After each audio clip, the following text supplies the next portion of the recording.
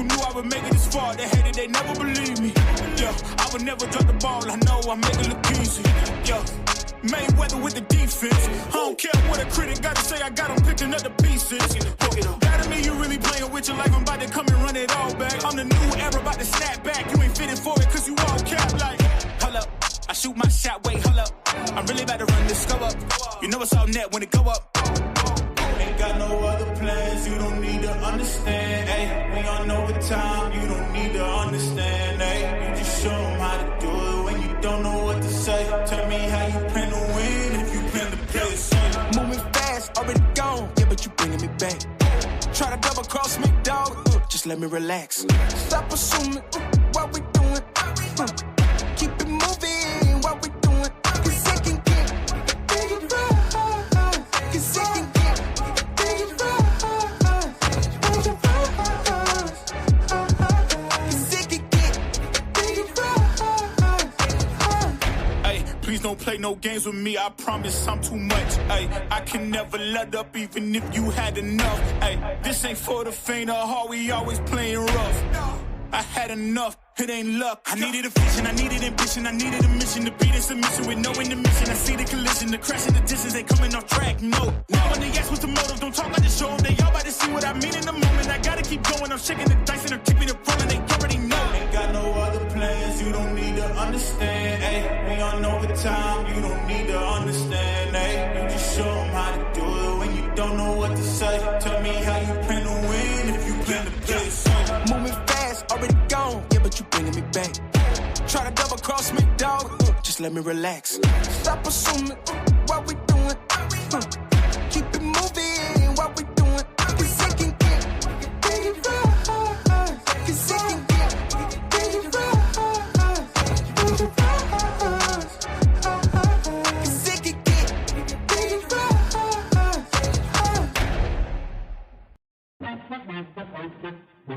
Yeah, gotta aim for the top like, hold up. Yeah, I can never doubt myself, I know better. All of you critics be acting like you know better. Blowing the smoke, but I know when the dust settles that I'm in my element, it's evident that there's levels to the pain. All of those dark nights I got there, breaking my back to make it out, got me feeling like rain. I ain't never need your help, I know you wishing me well, a penny for your thoughts, but seeing no change. I snap for the sun like Diddy, the richest got a mad ass son, I'm like Billy. I ain't never switch up, whole team with me, putting on for my city like OAGZ. Set the pace as long as you finish, consumers find a way inside your business. Babble if they try to dabble in it and they hate the fact that they may have to witness. You tryna aim for the top like this and you're in your element with a fire like this and they hoping you fall and they praying you miss, but it's all in the risk. I got you with the switch, you know. I'm in the zone. Give me the throne. One shot, that's all that you got. That's all that I know. Foot on the gas. 155 on the road. You could be a friend of me, an enemy. Keep that same old energy, cause I know I'm in my element. Ooh, yeah. I'm in my element. Ooh, yeah. I'm in my element. I'm in my element. Ooh, yeah. I'm in my element. Ooh, yeah. I'm in my element. Ooh, yeah. Keep that same energy. I'm in my element. Ooh, yeah. I'm in my element. Flow is like water. I'm forced through the fire. I'm feeling like gold. Gotta stay grounded, stay down to earth. Following God and you grinding. You do as you told. I don't work to make you like me, but I'm front and center. Word to Spike Lee. And God came in the nick of time. They think I'm crazy, well I might be. Let's run it up, run it up, run it up. We beating the odds just to sum it up. You know it's a rap, never waistlines, and I'm cutting the weight like a tummy tuck. That mean I'm about to give it out right now. You see what's coming down the line, I never pipe down. I give 100% of me, trying to stun on my enemies. In my element, it's crazy, it's the mic sound. I'm in the zone. Give me the throne. One shot, that's all that you got. That's all that I know. Foot on the gas. 155 on the road. You could be a friend of me, an enemy. Keep that same old energy, cause I know I'm in my element. Ooh, yeah. I'm in my element. Ooh, yeah. I'm in my element. I'm in my element. Ooh, yeah. I'm in my element. Ooh, yeah. I'm in my element. Ooh, yeah. Keep that same energy. I'm in my element. Never switch up. Never switch up. Never switch up. Never switch up. Never switch up. Never switch up. Never switch up. Keep that same energy. I'm in my element.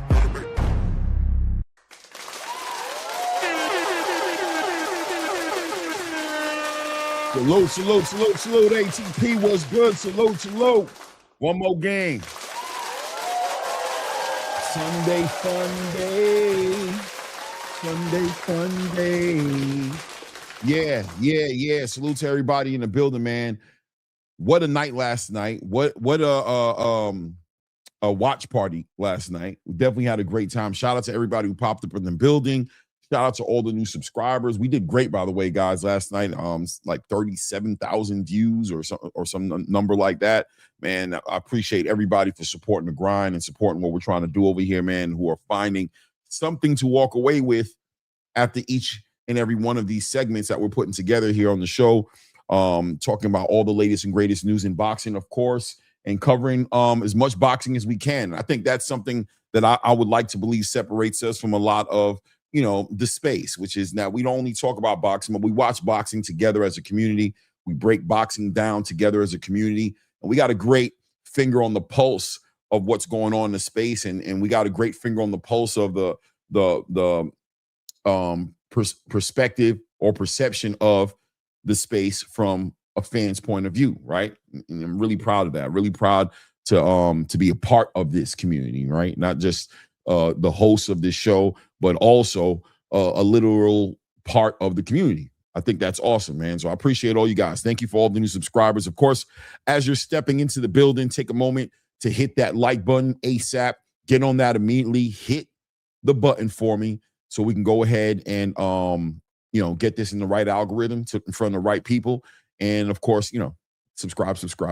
I'm always going to push for it, right? We're trying to grow on our way to 5K. So we got a lot of stuff to talk about today. We do have a special guest that's going to be in the building today. Special guest co-host Coach Hector Bermudez will be with us in the building a little bit later, right? He will be in the building to help build on these topics, man. But we got a lot of stuff to talk about, man. Shout out to everybody who's in the building. I see you, Chico. 84-510 already putting some color in the building, man. I appreciate it. Says, feel for everyone who turned into that nonsense called boxing last night. Imagine Canelo or AJ trotting out a 42-year-old fighter like Shields. I hear you, Chico. But last night was actually a pretty historical worthy level event for women's boxing, right? Outside of the matchmaking, I don't think anybody pulled up to the event last night or, to the watch party last night trying to see if Claressa Shields could pull this off. But I think it also, or more importantly, spoke to, first of all, how influential Claressa Shields is, right? And also showing the levels where women's boxing has gone, headlining a card like this, a packed out arena, but also the people who showed up to support her, whether it was Usher, whether obviously Ray J was on the card, but and Brandy was there to support Ray J. But, obviously the Hall of Fame worthy cast of fighters that were there, as far as Floyd Mayweather is concerned, as far as Terrence Bud Crawford is concerned, as far as Shakur and Keyshawn, everybody who showed up to support, and a lot of stars, Kevin Gates, people who showed up as a community. Atlanta showed up for Claressa Shields last night, and that's very significant and very impactful. Now, as a boxing community, we can be very critical, obviously, of these fighters. That's what we do. I've got a channel here. A lot of times you'll find me criticizing and holding fighters accountable for different things. But I do believe at times, for my personal taste, the criticism kind of goes a little bit, past. Sometimes I don't believe it's well balanced, right? To have the criticism, but also, want to hold back from celebrating a fighter who's not only accomplishing personal goals. I don't think she's like a 20 or 21 time. I don't know how many time champion she is at this point in the space, but also the doors that are being kicked down and the new fans that are being brought aboard. Headlining a card with Troy Isley, could have been Ernesto Tito Mercado if his fighter didn't blow weight and didn't show up. And of course, a bunch of other fighters, right? Up and coming women fighters. Chanel Butler last night was a fight of the night category fight for me. She fought against Marianella Ramirez. That fight, which opened the whole entire event up on the Zeus Network, actually started, was a fight of the night for sure. Quality level fight. And of course, we had a decent super middleweight fight against Develle Smith and Hakeem Lopez. Younger brother of Najee Lopez was also on the card. So we got a lot to talk about, right? Outside of just Claressa Shields, doing her thing and just showing and proving in spite of the detractors, in spite of the criticism, in spite of the scrutiny, in spite of the ceilings, the manufactured artificial level ceilings that people would like to put over her head as far as how impactful she can be, how successful she can be, who she is, her confidence in herself pays out on fight night, as we have a whole entire building full of people watching her do her thing. And, even some of the channels that have chosen to take the position of, some people call it hating, other people call it criticizing, but whatever position they take it, I mean, when you look at their numbers on when they're covering Claressa Shields, that in itself speaks to how impactful this girl is in the space, being that she's probably their most viewed videos that they have, which is why they continue to drop videos and cover her the way they do. Now, they choose to be on the side of criticism and not celebrating her. But at the end of the day, undoubtedly, I don't think it's even up for discussion as far as their channels growing, their viewership growing. She brings in the most attention to their show, which is why they cover her, right? I mean, they're not covering her for any other reason. Because you imagine if nobody cared about what Claressa Shields was doing, who would cover her, right? So it speaks volumes, man. So we'll talk about that today with Coach Hector Bermudez. We'll talk about the performance. We'll talk about the attention, that she got last night, and as to whether or not that was that impressive or not last night. I think it was, and I think most content creation spaces are celebrating her victory, right? Not only in the fight, obviously, but also in life. She's there with her man. She has her family there supporting her, and she did her thing. She did her thing. So we'll talk about that with Claressa Shields. We'll talk about Troy Isley as we take a look at the middleweight division. Coach Hector Bermudez should be a very interesting co-host to speak with today, because he does have the number 2 ranked middleweight in the world in Joenly Hernandez. Troy Isley sits at the number 5 spot on the rankings, behind the usual suspects as far as Erislandy Lara is concerned, as far as Carlos Adames is concerned, right? As far as Aaron McKenna is concerned, right? As far as the other champions are concerned, right? And Joenly Hernandez. So based on the performance last night, I believe that was his debut performance on Salida's promotion.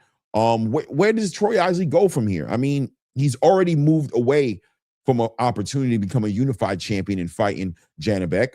And he moved on from that. A lot of people will probably agree with it to a certain degree, because I don't think he'd have been favored in that fight. And obviously, if he's not confident going into that fight, why do that? But at the same time, there's not too many places left to go, right? The division is becoming, slowly but surely, the 160-pound division is starting to cook up and becoming more and more interesting. You have new and upcoming contenders in the division, such as Amari Jones, Jahai Tucker, Jaleel Hackett, Vito Milnecki, right? Emma Williams is still floating around there, of course. So you have those usual suspects, and then you have the champions who are above Troy Isley.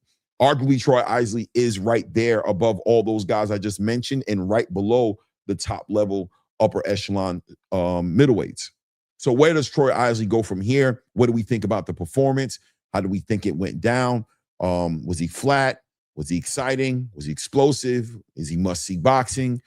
Do you pick him as being a future champion? What do you guys see Troy Isley now based off of the back of that performance? So we'll talk about that as well. We'll also talk about some of the fights on the undercard, and we'll roll into sanctioning body business on the show today. With Coach Hector Bermudez, we'll talk about the WBO mandating Janibek versus Hamzah Sheeraz, right? We'll talk about the stylistic matchup, but also the impact it has as far as the WBO's position on Janibek's performance enhancement drug allegations, right, that he had. And here he is being rolled into his next biggest opportunity to become a champion in the next division up. After talking about that, we'll talk about the stylistic matchup. We'll get into that and maybe even take a broader look at the 168-pound division. After all, we are getting ready to see Lester Martinez defend his interim title next week, right? And we just watched watch that unfold next week, and we watched Edgar Berlanga a few weeks ago. I mean, these things are going on in the super middleweight division ever since, right? Terrence Crawford and Canelo Alvarez had that show out, and Terrence Crawford upset Canelo and picked up and then vacated those titles on the back end of a retirement at 168 pounds. We'll talk about that as well. What else we got on the topics here? I just want to make sure we're going to cover everything. We're going to talk about that. I think, Coach, we are going to revisit that Teofimo Lopez, Rolly Romero conversation. Of course, they're getting ready to fight next week as well. WBA title on the line. There's a lot hanging on the back end of that. The 147-pound division is brewing up into being one of those divisions again. You got Haney there now. You got Richardson Hitchens there now.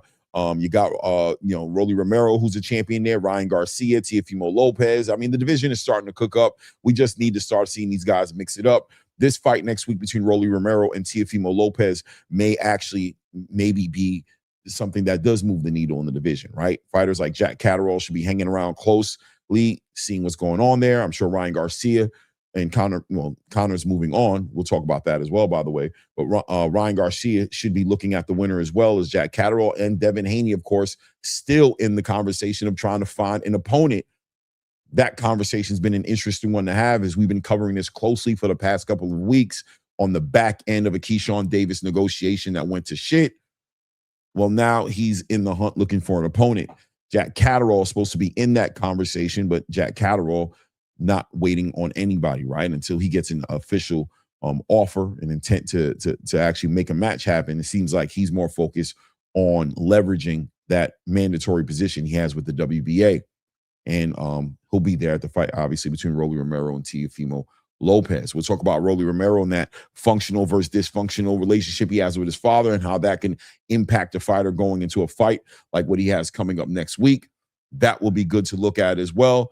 And definitely, like I said, one of the biggest things that we're going to have today on the show is Coach Hector Bermudez, somebody who's on the ground, who's trained multiple world champions and has a stable of future world champions, fighters in the light of a Rohan Polanco, Yohan Lee Hernandez, and Avius Griffin. All these fighters who could potentially do great things in their own right, in their own divisions. So very interesting to get that perspective, right, from a trainer actually in the space, and not only in the space, but also an understanding of how business is done in the boxing space. We'll talk about that. We'll talk about Devin Haney, what's next for him. Keyshawn Davis in the building last night. Interesting enough, nobody was able to get an interview from Keyshawn Davis to get any type of information as far as what happened with the Devin Haney situation, and maybe even more importantly, what's his future moves looking like. Rumors are circulating about Brian Norman Jr., even rumors of a Frank Martin fight potentially. And if it is going to be Frank Martin, well, Keyshawn, where are you fighting that at? Will it be at 140 pounds, or will you be pulling Frank Martin up to 147? And in all honesty, how does that age if he did go back to 140 to go ahead and fight Frank Martin? On the back end of barely making the weight when he fought against Nahir Albright and saying that he was having a difficulty making the weight, and then moving forward to move up to 147 to go ahead and petition to become a mandatory to fight against Devin Haney. Well, wow. You know what I mean? That being said, where are you, Keyshawn? Where should we expect to see you at? And what's really driving and pushing this decision that's being made to move this way, right? It's just not a good look for Keyshawn, one might argue. But then again, we don't know everything and all of the particulars that are going on in the background. So we'll talk about Keyshawn a little bit, I'm sure. You know what I mean? We'll talk about him a little bit, I'm sure.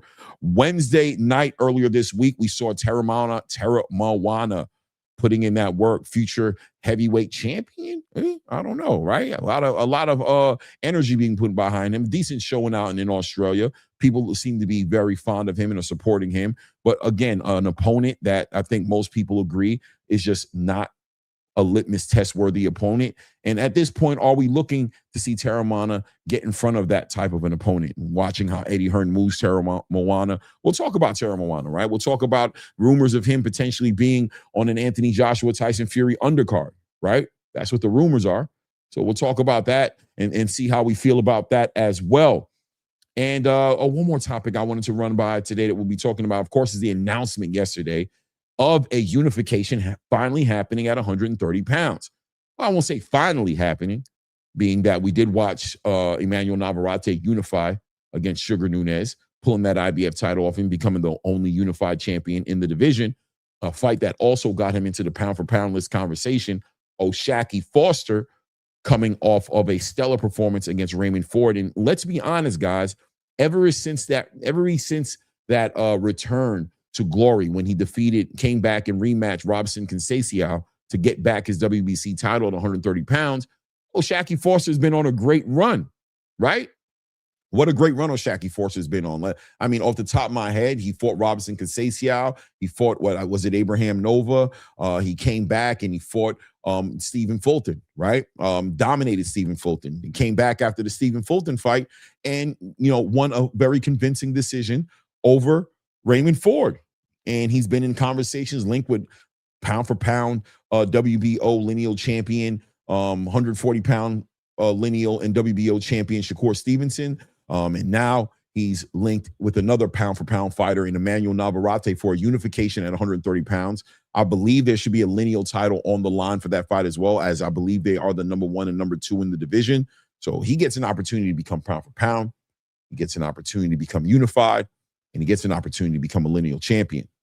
That's going to be an interesting fight to have. I believe it's set for sometime in October or November. I don't quote me right now, but in San Antonio, I believe, is where I heard the location is going to be. That should be a big event. San Antonio, Texas, state healthy in the conversation of Mexicans as far as that fan base is concerned. Emmanuel Navarrete does have a great following. And of course, somewhat of a home coming for O'Shaquie Forster. He's not directly from San Antonio, but he is from Texas. So you got the black, the Mexican, the unification, the lineal champion. You got all of the elements, all of the ingredients for something special to happen on that night when they fight each other. So we'll be talking about that as well. And if there's time, which I believe there should be time at some point or another, we will open up the lines. We'll open up with the StreamYard. I might connect the Discord. Let me see if anybody's in the Discord. I might put the address in there and see if people want to get into the Discord as well. Hold on one second here. Let me check out the Discord. I haven't been messing with the Discord as much as I probably should. Just figuring out how to navigate that. Let's see here. Meeting room. Open. Okay. Let me go ahead and invite some people. Let me put the link in here. Copy. All right. Boom. Let's do that. Let's do this. Let's do this. Let's do that. Let's do this. There is the Discord in the chat. I will link it to the top of the chat. There we go. I pinned it. So if you aren't a member of the Discord community, take a moment to go ahead and hit that link, become a member of the community. That is another way to kind of call in live on the show. And of course, we'll put the link out at some point or another to entertain people coming up on the panel. Now, I'm going to be honest with you guys. We're not going to be packing out the panel today, 8 to 12 people on the panel, 1 to 2 persons at a time. And then we will rotate, you know what I'm saying? Gradually. I want to give time for in space mentally for my special guest co-host to be able to build and not be overwhelmed. I think this is going to be a great show. This is a show that me and Coach Hector Bermudez has been talking about putting together for a while now, as far as just being able to talk and build on the sport. So no time better than the present. Guys, hit the like button, subscribe to the channel. I know there's only about 50 people in the building. I'm assuming we'll get a little bit more as the day continues. Hit the like button, subscribe to the channel, and have a good time. And until then, at this point, let's go ahead and bring up my special co-host, Coach Hector Bermudez in the building. Coach, what's good, Coach? Good to see you. Hold on, we're going to give it to you one more again. The crowd, they want to give you a clap up again one more time. One more time, Coach. You gotta get used to getting treated like this, Coach. You're a Hall of Fame worthy future in this space, affecting a lot of conversations when it comes to championship boxing, boxers' mentalities. Just overall, when you're in your position, showing grown men how to be better grown men, you deserve to be celebrated, without a doubt, man. Recognize you. How you doing today, Coach? Oh, man, I appreciate that. I appreciate for you having me on here. Let me say something before we get started here. I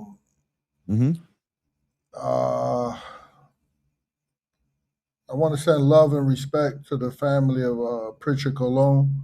Yes, sir. Who passed away this week, right? 33 years old, I think he was. And his story reminds us all of that boxing is a beautiful sport, but it's also serious and dangerous, right? Everyone who gets in that ring deserves respect. So rest in peace, Pritchard. I say that so we could also have some respect when we're talking about the fighters and not just trash them, but because they do deserve respect. It's a beautiful but also serious and dangerous sport. Peace. Peace, peace, peace. Oh, that's an understatement, man. And I'm co-sign sending condolences out to that man's family. And it does highlight, you know what I mean, in this present time and space with PEDs and things of that nature, and you know, rabbit punching and just what these fighters put themselves through to give us entertainment, obviously, but also to take care of their families and things of that nature. I think it does go a little underappreciated.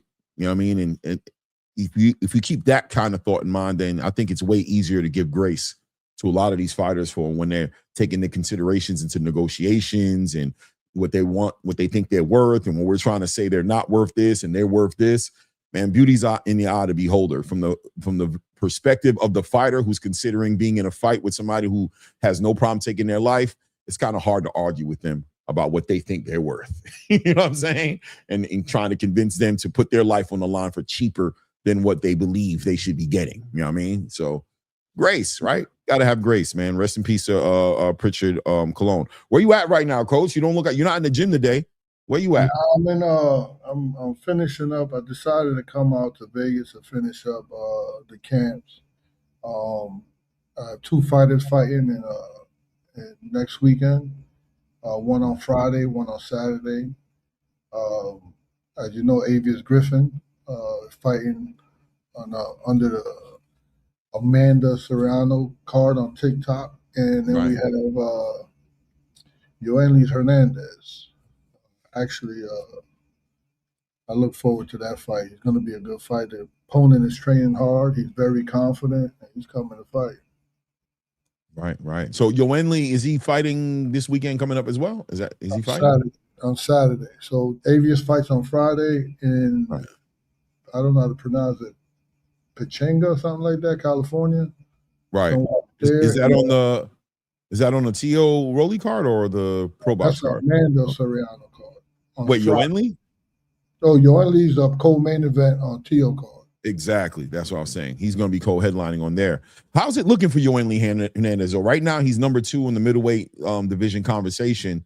And I mean, damn, how much longer can he keep it? You're talking about the Ring Magazine number 2? Yeah, he's number 2 in the Ring Magazine, number 2. Yeah. Which, I mean, I don't know how much that counts, but we're number 1 in the belts. Facts. That's what we ultimately want. And he's mandatory for that WBO spot. Right. So this fight right here, is this going to be a significant fight as far as, like, is this fight a fight in the right direction, or are we keeping him busy with this one? Yeah, this fight is a little dangerous in the sense that we already there. We already at the table, and we decided to take another fight to keep him busy. But the guy's, game, so we got to get past him. And then our guy, Denzel Bentley, have to shit or get off the pot, man. It's about that time, right? It's about that time. Carlos Adames decides to stay at 160 from what I understand, right? So he's holding that WBC title. So that makes it a little bit interesting. That's a fight I'd be very interested in seeing at some point or another between Yoenli and I don't think he wants to fight Yo-Yo. I don't know why. He's not interested in the fight. It's been brought to the table a couple times, and he's not interested in the fight. I think Adames, rightly so. I think he should be looking for big fights, I guess. He's at I don't know exactly how old he is, but it feels like he's, what is he, like 32, 33, something like that? Been around forever, right? Right. He deserved to, go get a payday and, get up out the way. Right. I guess he thought at one point or another that he was going to do that at 168 as far as a Hamzah Sheeraz potential fight was concerned, but we got some news we're going to talk about today as well as far as Hamzah Sheeraz is concerned. So that looks like it's been taken off the table, and I guess maybe that's the reason why he's decided to hang back at 160. It is what it is. But that being said, Coach, a lot to talk about today. We got some great topics to talk about. I'm going to talk straight to the elephant in the room, the first big topic, you know what I'm saying? Claressa Shields last night in Atlanta, man. Going into this fight, going into this fight looked like one of the first times in a long time she's left her comfort zone of Flint, Michigan, right? Or in Detroit, whatever have you. and getting a reputation for getting a lot of support out in Flint, Michigan, and packing out those arenas out there. But questions may have been out there about what it would translate into her leaving Flint, Michigan. She comes into Atlanta last night. Great showing. A lot of stars in the building, from Usher to obviously fighters and, the Kevin Gates of the world, and Brandy was in the building. She was there to support Ray J, of course, but there was a lot of support for her in the building. A lot of people were very excited about the performance, even though the opponent she went against was really not a super notable opponent in Kaye Scott, but still, I think it showed and proved how impactful, how influential Claressa Shields has become in the space of women boxing. How do you feel about last night? Oh yeah, I always look at boxing and I look at what needs work. Like, my mind is always, I watch boxing. We're a fan of boxing, so but my mindset as a coach, I always look at their decision making, and I pay attention to things like that. But and why did we all tune in? It was a kind of a big event, right? We tuned in for a reason. And I don't think we tuned in for Kate. I don't even know. What's her last name? Kaye Scott. Yeah, I don't think we tuned in. We didn't even know who that. We just needed a dance partner, right? Yes, everybody tuned in for Claressa. Claressa is out there. She's probably, the face of women boxing. I would say, I don't want, listen, I'm a coach now. I don't get involved in the politics. Yep. I kind of separate two things, right? There's something to talk about here, which is the event, right, and the success of the event, and then the technical performance with inside the ring. So I would give Claressa. I think Claressa deserved credit for putting on a big night, bringing stars out, and making boxing feel like a major occasion. Like, you needed probably you couldn't go in there just casually. I've seen people. You seen Kevin Gates suited and booted, right? He was suited and booted, all the ice in his teeth. He came out with his best, brought his woman out. When Kevin Gates showed up and showed out. His woman's, because he's in in that poly life. So he living it up. He living it up, coach. But as a coach, we also going to tell, I got to talk about what I saw technically too. Facts. I'll add to it and just say that I thought the event showed and proved a lot. I think a lot of detractors have to eat crow a little bit. People who, wanted to paint the picture around Claressa Shields not being as influential as she's been boasting about from the highest mountaintop for years. You know what I'm saying? You got to give her flowers, man. If you're gonna criticize her at times when she hasn't proven it, when she does prove it, then stand up behind that and give her flowers. Without a doubt, the performance is something we got to talk about. And after the performance, we can get into maybe what makes sense for Claressa Shields next. And keep in mind, Coach, Claressa is very transparent about what she plans on doing with her future. So she's talked about her relationship with Papoose, in which I think she doesn't really need to speak on that, but she's talking about potentially having a child next year with Papoose. So there is a window, right? A time window here as far as what we got to be looking at for her and what makes sense for her at that point. So congratulations in advance, Claressa and Papoose, on your ventures on that happening. But let's get into the fight. Let's talk about the fight, man. She comes out. First of all, I thought Claressa looked great on the scales, right? And I'm not talking about sexually. I'm just talking about just what I mean is I like that look on her as far as how athletic she is. I think at 175, she just kind of looked like a big girl, you know what I'm saying? Just, I don't know. I just like this version of her. She looked like she was in real good shape.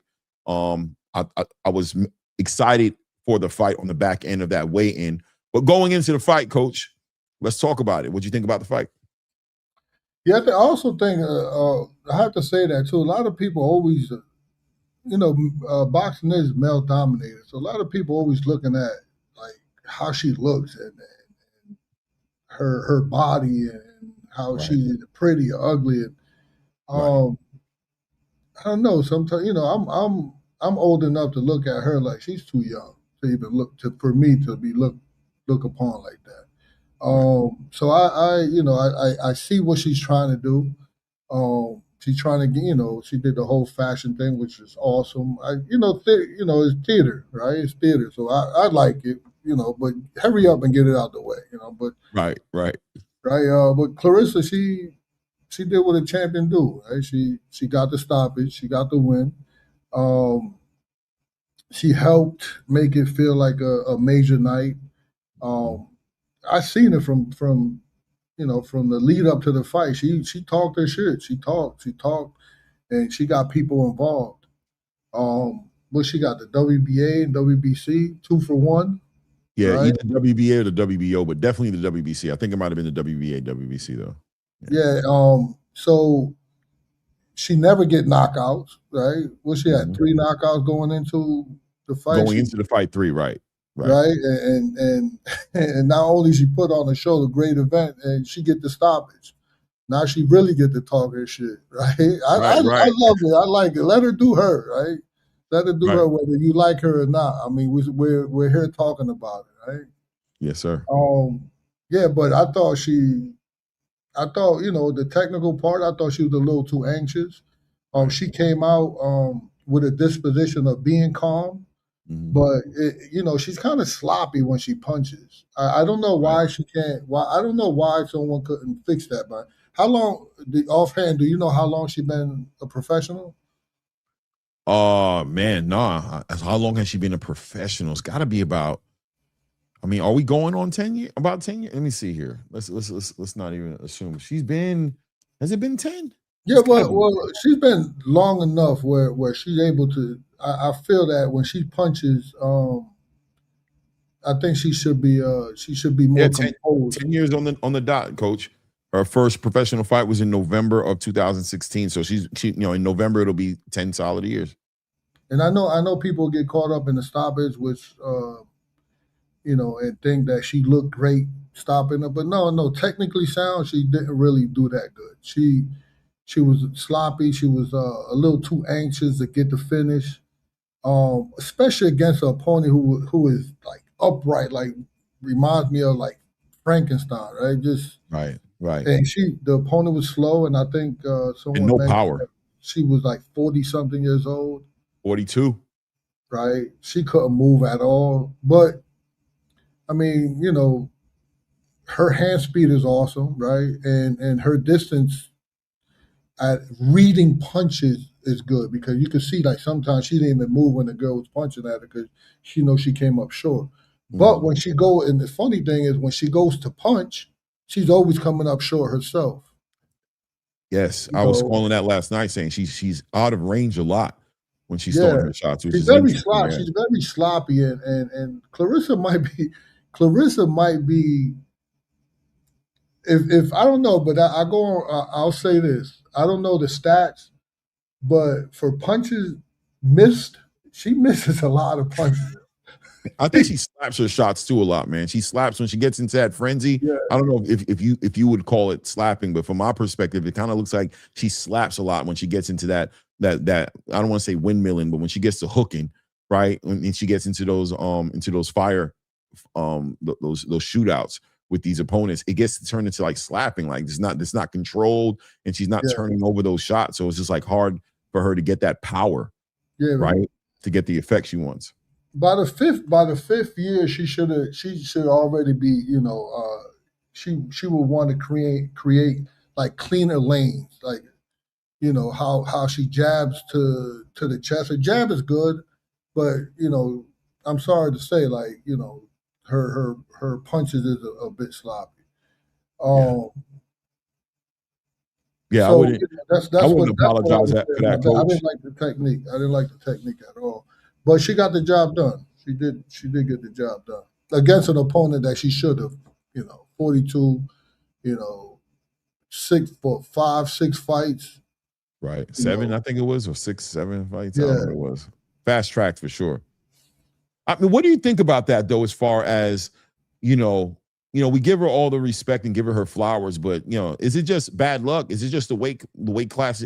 I mean, she's fighting all the champions, right? Whoever is a champion in a weight division that she's comfortable competing in, she's looking to fight nothing but the best in those divisions. She's not nowhere in the middle or at the bottom. She's always looking for the best, the people who are holding the titles at least, right? At a minimum. how unfortunate is that for her? Or is there a way she could move her career a little bit better than that to kind of like get out of that under the umbrella, underneath the black cloud of, you're fighting people who just not on your level? Yeah. Unfortunately, sometimes she got like the Larry. Remember, Larry Holmes is.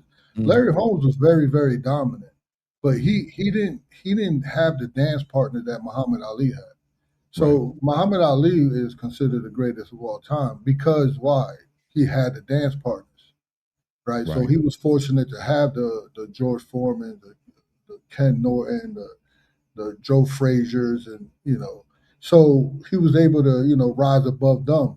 All those Hall of Famers that he fought.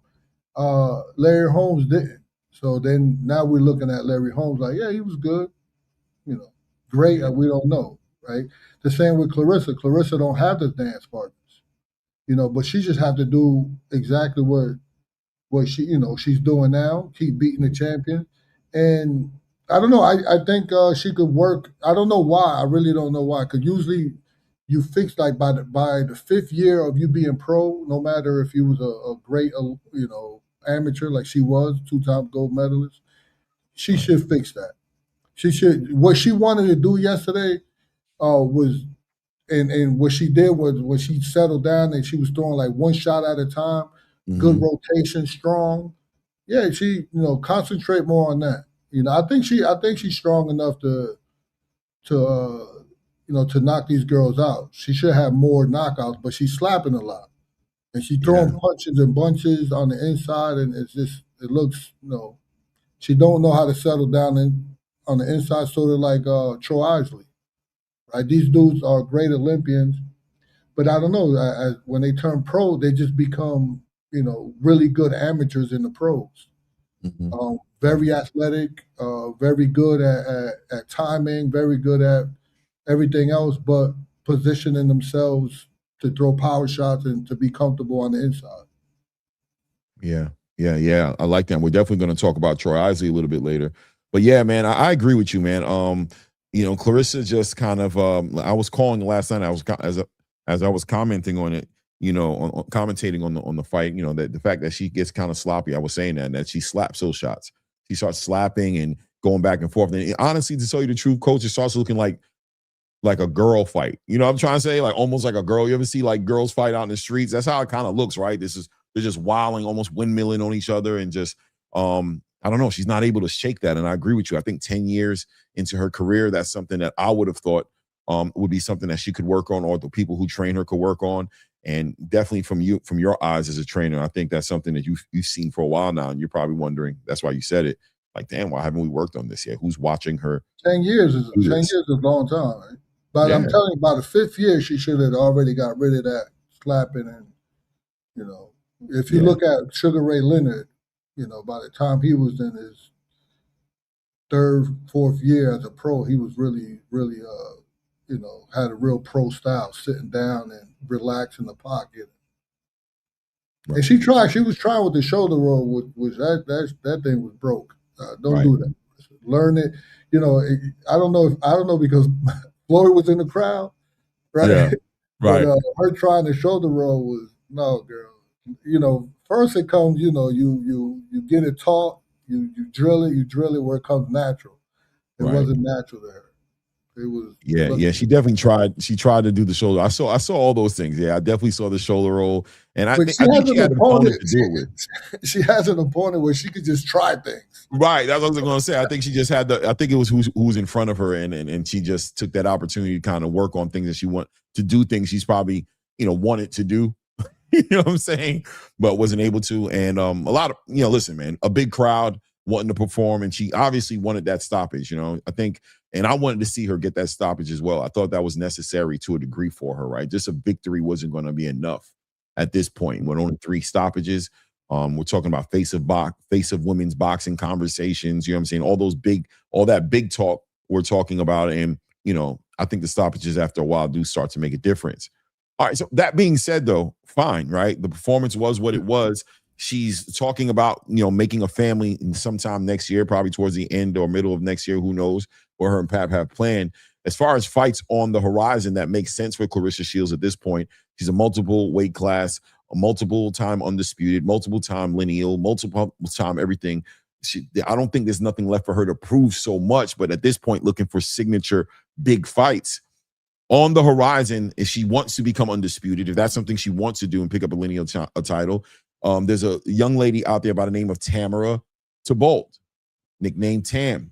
I believe she's out of Canada. Don't quote me. I don't know where she's from, but she's holding the other two belts, Coach. IBF and the WBO title is around her waist. That puts Claressa in the conversation of becoming undisputed again. Are you familiar with Tammara, and how interested or intrigued would you be with that fight? She just had a fight too recently. Tall girl, looked decent in the ring. Well, I'll finish up with saying that Claressa's, her greatness is already established, right? We could agree on that, right? Mm-hmm. But also, my point wasn't whether she won or not. That was evident. It's that I think elite fighters, right? I think elite fighters should look like increased, like very economical in the ring. Like, yeah, the event was A+, but her boxing, to me, it needs room for her to be sharper. Do I know that Tam girl? I know her very well. She's from Canada. Mm-hmm. She actually, she used to date one of my other fighters. So I know her. She was a couple of times she was supposed to come down to the firehouse, and this that I didn't really want her to. But yeah, so she's I get I know her very. No, she's green. She's no, she will fall apart in front of Claressa. I think even she's still. You could see like the deer in the headlights when she's in the ring. And can you imagine her yesterday? Hey, kudos to the Scott girl, the opponent, because Claressa made her weight. She's a champion. Mm-hmm. She played ball. She came out first, being a champion. Right. And Claressa made her weight in that ring for a while. Yo, but I think there was issues also going on. There was like certain production level issues. I mean, as far as talking about the event in general, there was a delay. The event ended up starting almost damn near an hour late. Literally going on the zone and said this event has been delayed. I think the Zeus production kind of bled into the zone time, and I guess maybe there was a media changing as far as like production level. Like Zeus must have covered their event that was on Zeus, and the zone had their own crew, and I guess that confusion made the event just go. I mean, Claressa didn't come out to fight until about like a little after midnight. She didn't step into the ring, and that was just whatever the case. We had the world champion sitting in the ring. Big facts. Just waiting, right? Yeah, waiting on the challenger. On the challenger. So I could imagine someone like Tam. She would probably shit on herself by the time Claressa get in that ring. I know it. She's an emotional. She'd have got cooked. Yeah, she's an emotional wreck. She will get. Yeah, she ain't ready for that spotlight. Trust me. I know people. I don't know if you got people from Canada here, but I'm informed. I know who she is. Mm-hmm. And trust me, her in front of Claressa, she'll probably, at this point in time in her career, she'll melt. Yeah. Okay. She also got a little layup too. Who Tammara did? Yeah. Okay. I mean, how old is her opponent? I don't know, man. I don't know. I'd have to look into it. Let me see here if I can find something. I'm not sure. I don't have the information on that. I mean, the female boxing space is so interesting because like look at her. She's 5-0, right? Kaye Scott was 7-0 or something like. I don't know her record, 7-1 or 7-0. I don't know what it was, but these fighters just aren't very experienced, right? And in front of Claressa Shields, it gets even worse. At the lighter weights, it gets a little bit better and a little bit more competitive. But so Claressa mentioned a fighter by the name of Lauren Price. She's looking at her right now. Price, a unified welterweight champion, Olympic gold medalist. I guess she'd be jumping 2 divisions from 147 to 160 to making a fight with Claressa Shields at 160 to meet her at 160. I don't know. People are talking about this fight. I'm not that interested in it. It doesn't really intrigue me, especially with the weight jump. But what do you know about Lauren Price, and what do you think about that fight for Claressa Shields next? Yeah, so Claressa is like sort of like what Doheny doing right now. He need an opponent that people know, that people he needs to fight that people are interested in. Doheny right now, he don't need he don't need a Rohan Polanco. Like Right. no one's interested in that fight because no one knows Rohan Polanco. Right. He's looking, so that's what the same thing Claressa has to do. She got to look for those names that at least someone knows, or let it be something like this, a championship fight, or something that they could build on. A Tam fight is worth it because Tam got the other belts. But if Tam didn't have the other belts, who she would, So she just needed a Lauren Price because Lauren Price got a good fan base too. Good fan base, right?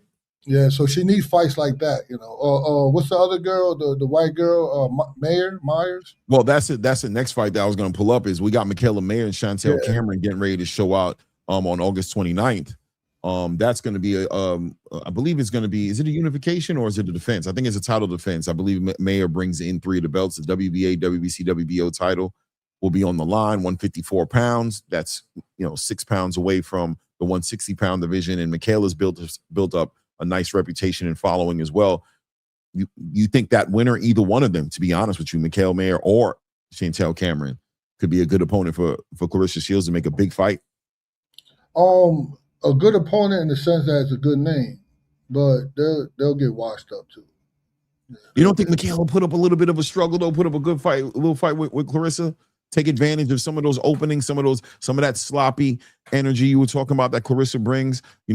Good feints, baiting her and walking her into these situations where she can capitalize off punching with the not puncher. Michaela also has been known to generate a little bit of power. You don't think that fight could be competitive?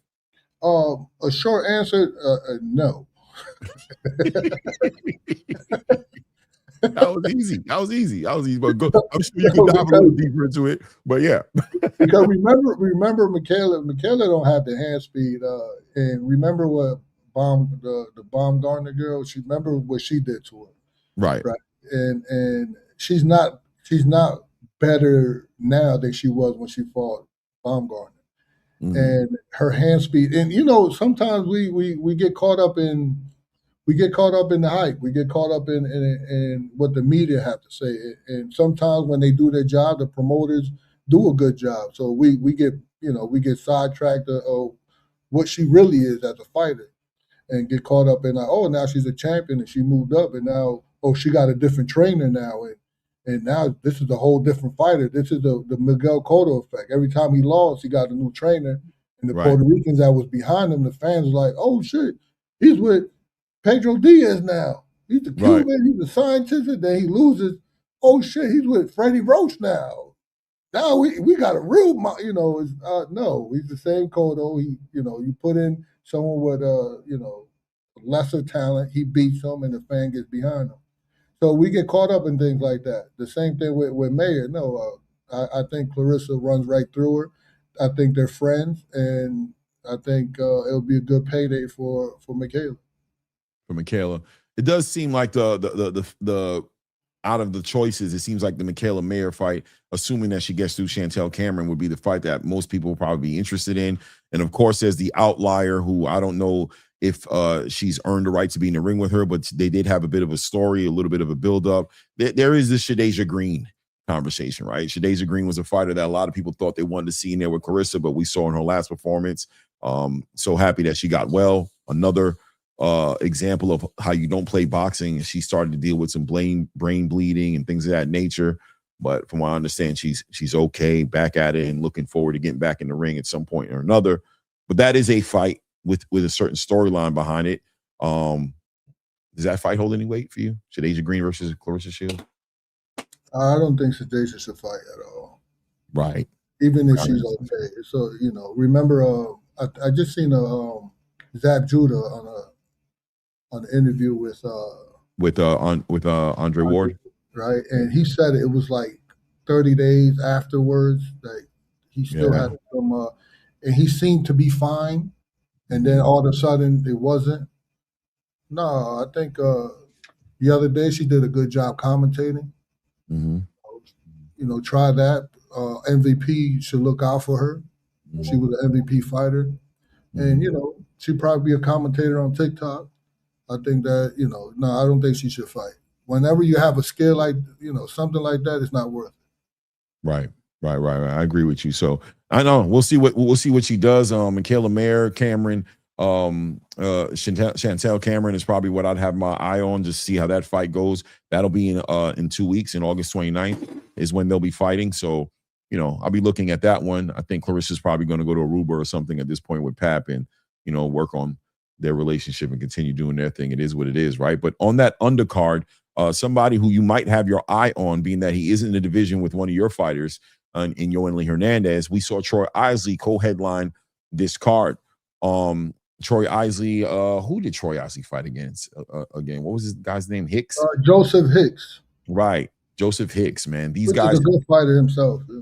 Right. They got like a little history too, right? 3 times fighting each other in the amateurs, and they came in with a lot of animosity in this one right here. Real animosity from the weigh-ins all the way to in the ring. Even after the fight, they had like a bit of a conversation that looked like it was kind of like a little friction was happening again after the end of the fight. So that was interesting to go into the fight. I thought that fight would be very interesting, but Troy Isley wins the fight. I had him winning on my cards pretty confidently. You know what I mean? He in many ways dominated the fight to a degree, but I did notice that it seemed like pulling the trigger seemed to be an interesting conversation with Troy Isley, right? Like he did what he did, but at the same time, it just left me feeling there could have been more. And I don't know if that's just because I'm just a boxing fan. So I'm definitely interested in a trainer's point of view on what you saw in that fight with Troy Isley. And what do you think about him in the landscape of 160 and what we should be expecting from him?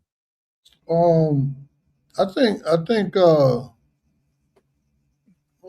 Troy Isley, right? I think he's really good amateur. He sort of reminds me of Claressa. His amateur was polished. He sees punches coming at him, right? He can score in bursts. He understands distance pretty good. I've seen that. His hand speed is pretty fair. But pro boxing isn't just about just being first in that amateur, it's about knowing when to be first, when to take a break in the round, when to allow the fight to settle down, positioning. I just think he rushed a lot of his work. He gets in range, and sometimes he fires before his feet is there, before they're set, right? At the world-class level, I think that creates a lot of him smothering himself and draining himself, like it's fatiguing, and give your opponent time to time you. I think he just need to sit down more on the inside, head position, shoulder placement, shorter hooks. He needs those body punching. He's getting away. He got away from that. You can't.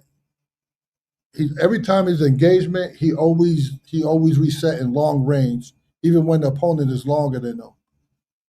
The amateur in him knows how to win those exchanges, but the professional that he's becoming, he got to learn how to control those rounds. Right. And he just doesn't know how to do that. So he needs time. He needs 5 more fights, maybe. I like his rhythm. I think he got that from Bomac.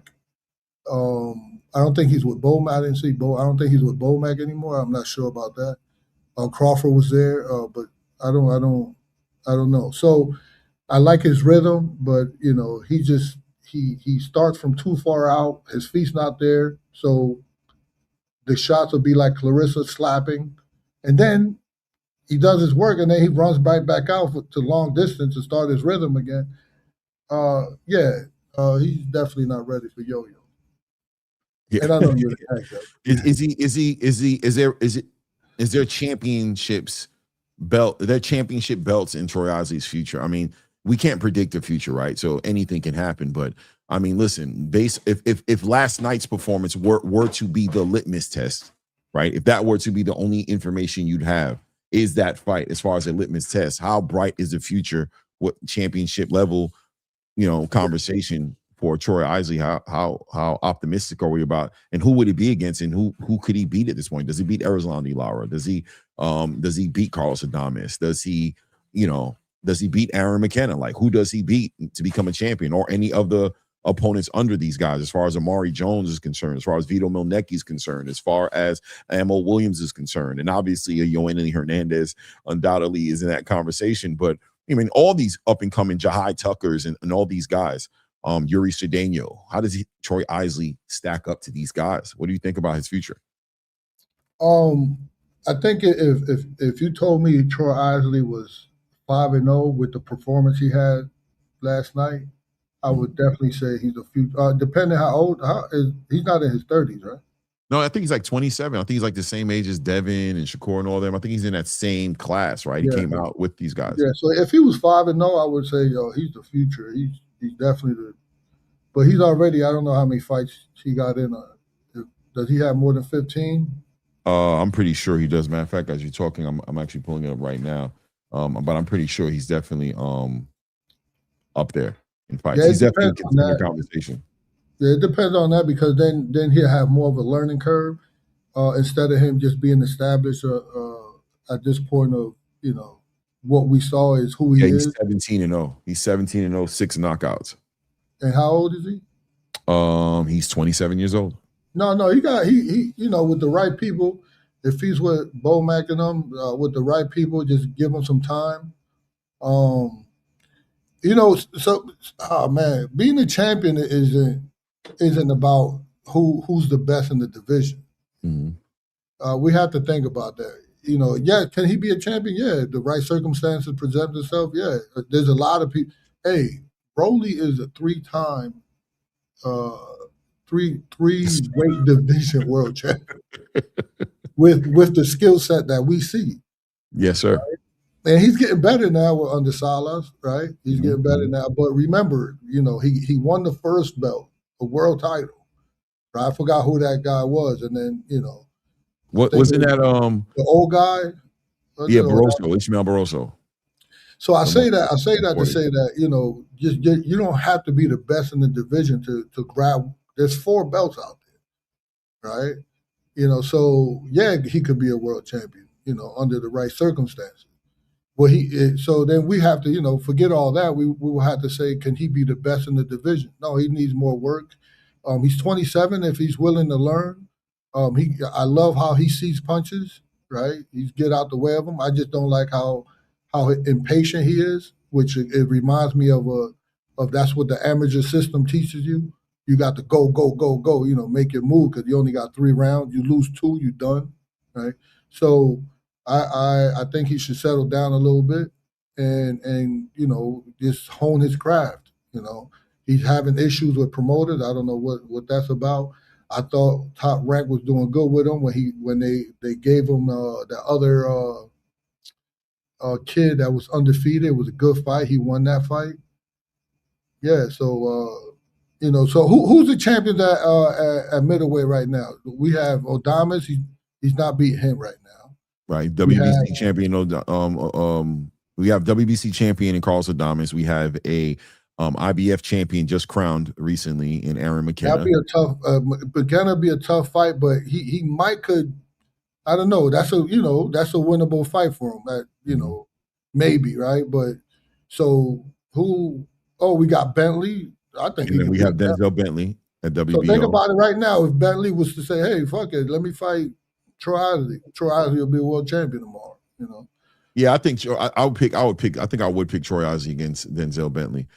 And then of course we have Erislandy Lara, right? Old man Erislandy Lara, ready to retire at some point or another. He's on that WBA title firm.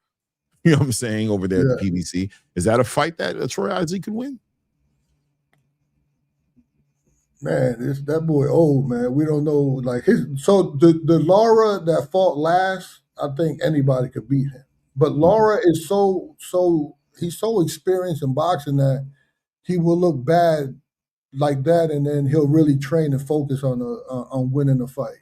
Right. So we don't know. But that Lara that I saw in his last fight, anybody could beat him. Right. That's not the real Lara though. that old man will get up one day and be like, hey, let me train for this guy, and be a whole different Lara.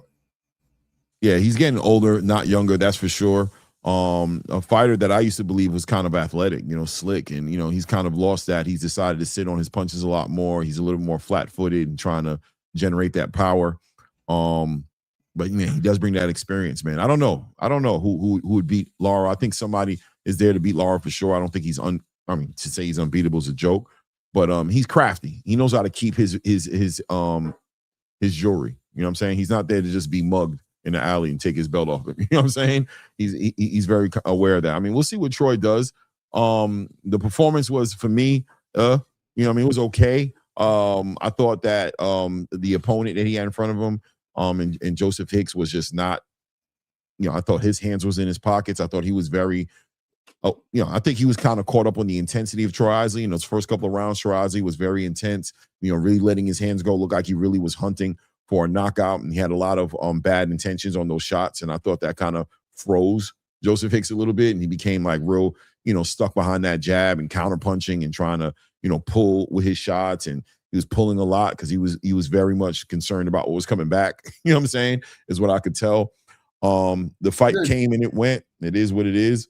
But yeah, I don't see it, man. I don't know what they do with him, and maybe even more importantly, what does Salida's promotion do with him? What access to opportunities do they have to facilitate anything for Troy Isley? I mean, where is he as far as mandatories are concerned and things of that nature? Because what fights is Salida Promotions putting together for Troy Isley next? Right. So yeah, sometimes it's just having the connections that he needs, with the promotional thing. Can they do something in-house for him? Probably absolutely not. But what they could do is, let's say, similar to they have a powerhouse in Claressa Shields. Right. The sanctioning bodies want their little 3%, right? Mm-hmm.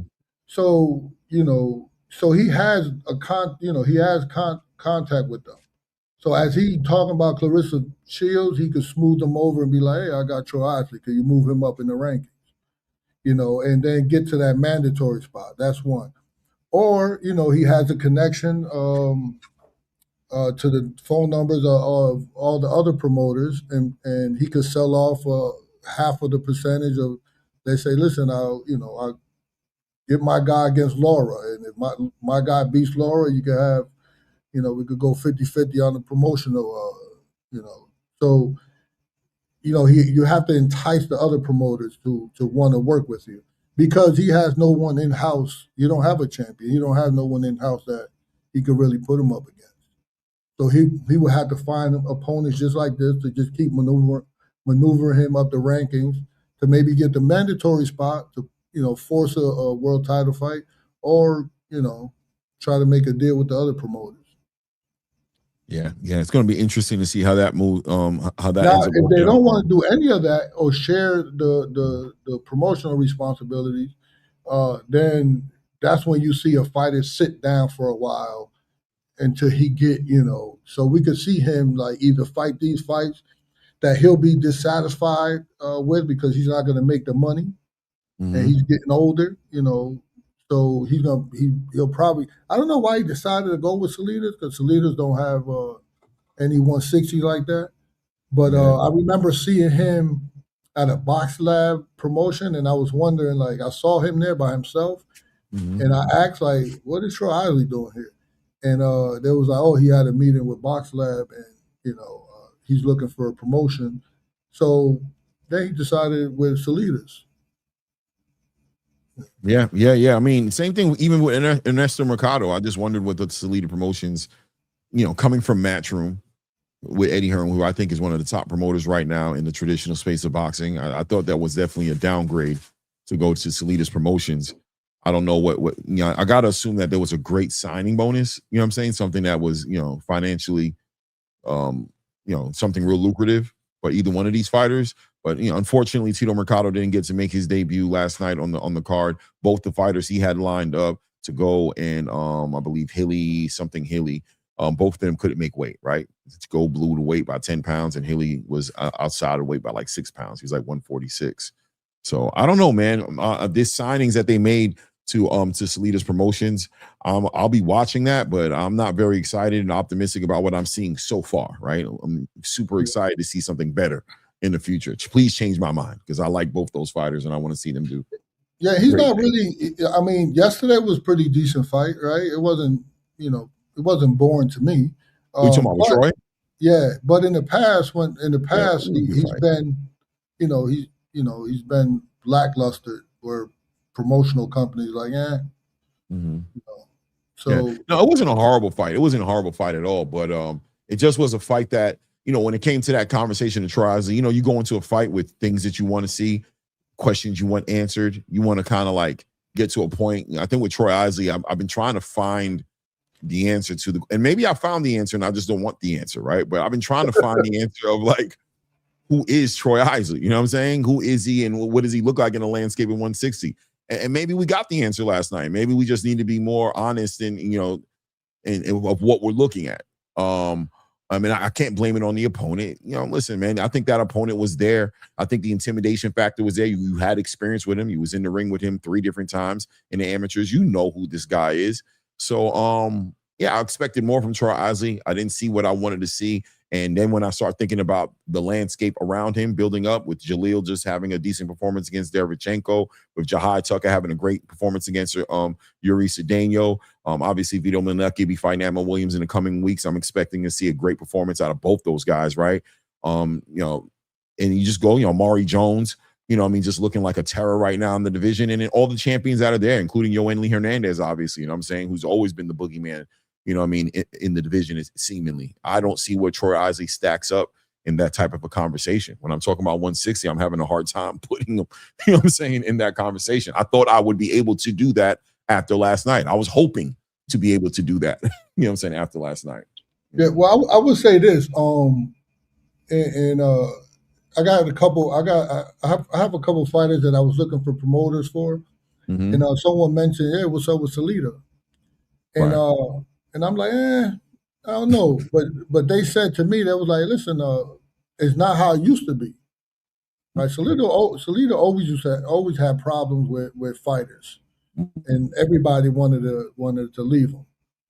But there is a different there. I don't know what happened as of late, like the last year and a half or maybe 2. He's been active. I've been hearing good things about him. He got some dates on DAZN. So now, with those dates he could put fighters on and not shelf them, So I don't know what happened. Maybe he is Jewish, right? So maybe he had a Jew partner come in with some money. He had a homie sitting next to him in the show for sure, an older fellow. Oh, yeah. An older fellow. He looked like the money guy. Yeah, he had the beard. He looked like the money guy. If you from New York, you know what the money guy looks like in parts of Brooklyn. He looked like one of those money guys. So something happened where he definitely doing a lot better now than he was. Yeah. And it ain't like he got the fighters. I think something happened where he was able to invest more money into his company. Yeah, and he got the affiliation with Win Records now too as well. I guess Win Records is somewhat of a financial backing. Yeah. He coming up, man. Coming up. Yeah, we just got to be more patient, right, Coach? We got to be more patient. Watch them do their thing. I got you. I'll sit back and watch, man. On that undercard, we had a young. we had two girls. What happened? What you laughing? Well, I'm just saying you're excited because if you're from New York, you know what the money guy looks like. Yeah, you know what I'm saying. I'm just saying. It is what it is. I'm going to be patient. I'm going to be patient and watch it. I'm hoping for the best for those guys, man. Especially like I'm being honest with you, Tito Mercado, who where Troy Isley, I just feel like I'm not there. I think Tito Mercado is the goods. You know what I'm saying? I really think he is, but he needs those dance partners. He needs his signature fight. He's holding some sort of a WBO title right now in the same conversation of an Emiliano Vargas, Shakur Stevenson, and whoever else is in that ranking. It just seems like I would like for him to be with somebody who can get him in those conversations. I thought the Zuffa boxing, which was in conversations as an opportunity that was there on the table for him. I thought that was going to be a good look for him because I think Tito Mercado is one of those fighters who can benefit off of exposure. he's got the goods. He's exciting to watch. You know, you just need to get the eyes on him. So if you can put him on a platform, or he should have stayed with Eddie Hearn and been on those TNT cards, you know what I'm saying, to get the viewership. Either way, I'd have been happy for him. I just feel like the Salita move was just, for him, just bad timing.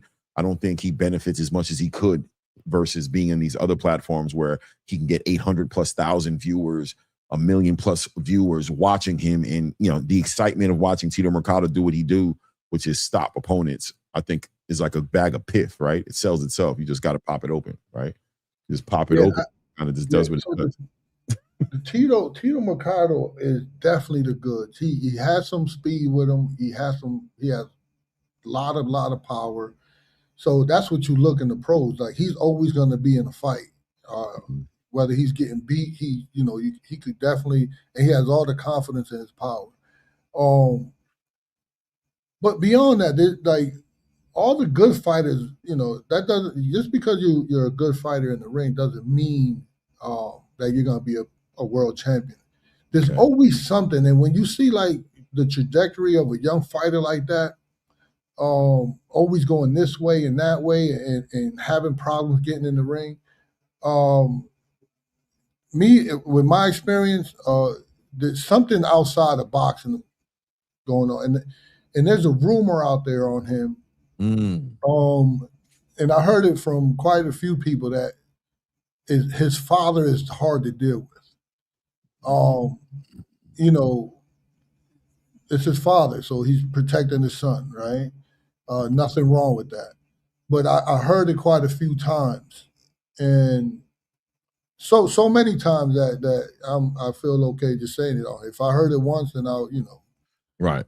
So I think it's something to do with his father and being hard to deal with, and now he's ended up with Salitas, where he was already with, who was Matchroom, right? He was with Eddie Hearn with Matchroom, man. I thought if he was going to leave Matchroom, I'm like, he's going to Zuffa. I'm not going to lie to you. I thought that's where he was going. I thought it was going to be some big money on the table for him at Zuffa, and that he was going to go, down to Shakur Stevenson is going to be over there. I just pictured in my mind, it made sense. I thought he was going to go over there. You know what I'm saying? Or stay with Eddie Hearn. You know what I'm saying? Or stay with Eddie Hearn. Yeah, Eddie got 140, like we mentioned before. I mean, Isley going to 160 with Salita. Salita really don't have anyone. But you left Eddie Hearn where Eddie Hearn has, 140 world champions. Right. With Dalton Smith is with Eddie Hearn, right? Yeah, Dalton is over there. That's a big champion over there. Obviously, I mean, even with like an Adam Azim and those type of fighters, No, Adam Azim is with Ben Shalom, right? I think he's with Ben Shalom. Boxer, right? Yeah, he's with Ben Shalom. But I mean, he still can make those fights happen. You know what I'm saying? Eddie's been known to do the across the street politics before the across the street politics was solved, supposedly, with the zone now having everybody in the umbrella. Eddie was always open to making those kind of fights happen. And I would picture Eddie Hearn being just as confident behind Ernesto Tito Mercado as he is behind Jerome Butenis, right? Like, I'm sure Eddie believes Tito will beat anybody, or can, I know Eddie will have us believing, he's a hell of a mouthpiece. So he would definitely have everybody believing that Mercado is the biggest thing, Exactly. But there's certain fighters that Eddie really feels that way about. Like, there's certain fighters he just talks like that, like Conor Benn. He talked up Conor Benn, right? But he knows Conor Benn is limited. Like, in certain places he probably don't want Conor Benn to be in.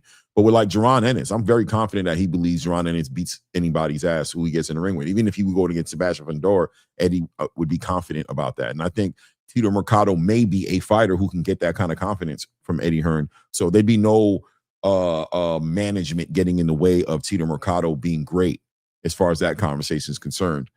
I don't know. Tito, listen, he didn't get to fight. He didn't get to fight last night. That was unfortunate. I don't know when the next Salita promotion. They tried because even at the last second, I have a friend of mine that's a matchmaker. They called him up. He was able to find somebody, and I don't know what happened. Even the day before, he got somebody with a good record, and then something happened there. But they was trying to get him a fight. Mm-hmm. I don't know. We got to see what happens with Tito Mercado. Segueing and moving on to the ladies on the card. There were two ladies on the card that really showed up and showed out last night. One of them being. I mean, we can start with the actual opening up to the card on the Zeus card, at least, which was the prelim card, which was a young lady. I don't know if you're familiar with her. Her name is Chanel Butler from out of Philadelphia. She was fighting against Marianela Ramirez last night. Are you familiar with Chanel Butler at all? Yeah, I missed all those fights. I didn't. Okay. I didn't. You watched those fights? Yeah. You was on the live. Yeah, you was on the live. Yeah, I called all the fights, Coach. Yeah. It is what. Listen, I called it because you know what it was. It's so funny. Well, if you wasn't online, you would have called it. You would have saw it. You would have. Say it again. If you wasn't like calling the fights last night, you would have like sat down and watched these fights. No. The wife guilt tripped me into doing the fight, but I didn't regret it. I had to spend $7 for a membership to Zeus Network to get access to this fight, and the wife $6.99. They got me too. They got you. I'm trying to cancel it right now. Like I'm trying to cancel it. You know what I'm saying? Before they mess around and hit me again. You know what I'm saying? On the go around. I'm not really trying to hang out there, but the wife guilt tripped me. You know what I mean? She's like, what do you mean you're not going to cover the fight? I'm like, I'm not really interested in any of those fights on there. Tito's not even fighting on the card. Troy, I don't care who he's fighting against. And she was like, that's messed up. You're supposed to be covering boxing. You're not supposed to be biased. You should be covering all the fights. And I'm like, oh God. All right. So I'll cover. But listen, I thought the $7 was well spent, man. As far as the Chanel Butler fight, at least the Chanel Butler fight was a great fight, man. She fought against Marianela Ramirez. I thought it was fight of the night. I think it's worth for you to go back and try to find a way to see it. And I think I'd love to get your opinion on what you thought about the fight. I thought the fight delivered. Chanel Butler is a great boxer. I missed the Overton fight too. And Atif was on there as well. Atif Overton was on the card as well. He had a very lackluster, not wanting to participate or engage in anything in Alexis Angulo. That was just unfortunate. I think Atif Overton is a very entertaining, acquired taste, unique personality, great inside of the ring, great for boxing, boxer. I think he's great for boxing, man. I thought it was unfortunate last night he was in the ring with an opponent who just did not want to engage, who just wanted to survive. And an opponent in Alexis Angulo, who has a decent history in the sport and who has a high knockout ratio, all of a sudden decided that he was going to be on the back foot. He was just going to sit in the high guard, and he was just going to look for big shots all night, and he was going to let off anywhere from 5 to 10 punches around and go back to his corner and collect the check and go home. That's what it looked like to me, you know? And it went the distance? It went the distance, man. It went the distance. An easy win, 10-0, 10 rounds to nil or 8 round, however far it went. And, you know, Atif won every single round easily. He was dancing and having a good time by the end of the fight. Like, it was no threat in the ring by Alexis Angulo. So Salida's treating him pretty good. Yeah. Yeah. They want to keep him around. They want to keep him around. Him active. I actually, a fighter that I used to train called me last second, like 4 days before the fight with Overton, which was Carlos Góngora. I used to train him. Then he had visa problems, so I stopped training him. He couldn't come over. And then he got a tourist visa. And he was able to, I don't know how, but he fought. And he called me, hey, I'm about to fight Atif. Can you be in my corner? I was like, all right, I'll help you out.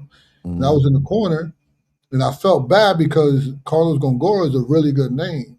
So at the press conference, everybody was, oh, this is going to be a good fight. I'm sitting there like, oh, my God, this is not going to be a good fight. This kid hasn't been trained at all for this fight. And I remember, what's his name coming up to me, Najee, the Cigar Talk guy. Yeah, shout out to Najee for sure. He was there last night commentating as well. Yeah, he do something with Salida. He's always like the guy that do the press conference and stuff for Salida. Right. And he came up to me like, oh, shit, you training him? And I was like, yeah. I guess you could say that. Is that what it says on the paper? All right. I was like, yeah, I guess so. Yeah, I am. Oh, man, I seen the fight. I did some studies on it, and I was like, yeah. So when I was in the locker room, I seen Brian Norman Sr. Okay. And I was like, yo, what's up? You want to work the fight with me? He's like, trying to spread the wealth, Coach. Come on over. You know what I mean? So if you see that fight, it's me and Brian Norman Sr. in the corner. And he's like, hey, so I wound up stopping it because Góngora got a lot of heart, but I know he didn't train. Right. So I just threw in the towel. No doubt. Yeah. I mean, it is what it is, but Chanel Butler showed up and showed out last night. I thought it was a great fight. Did you get an opportunity to watch Ashley-Ann Lozado versus what's her name? Is it Kiesta? I can't remember. God, who did she fight against last night? I'm having a brain fart right now. Somebody in the chat help me out. HLD, who did Ashley-Ann Lozado fight last night? Something Kiesta. It was a decent fight. I thought, did you see the fight first of all with Lozado? Yeah, it was Lozado against the Mexican girl, right? Right. Kiesta. I don't remember. Yeah, I saw the fight. I saw the Puerto Rican girl. She's a big girl. Yeah. She's I think she fought a good opponent. I think they mentioned about moving her fast. But at the same time, she's like 30-something years old, so she needs to be moved fast. And I guess she's an Olympian of some sort. Like she did something in the Olympics or something of that nature. She showed up and showed out last night, though. Man, slick. Yeah, she's sharp, right? Yeah. She looks strong, too, and big for the weight. I don't know if the other girl was, like, really small for the weight, but she looked big for the weight. And you could feel her strength, affecting within the fight. So, right.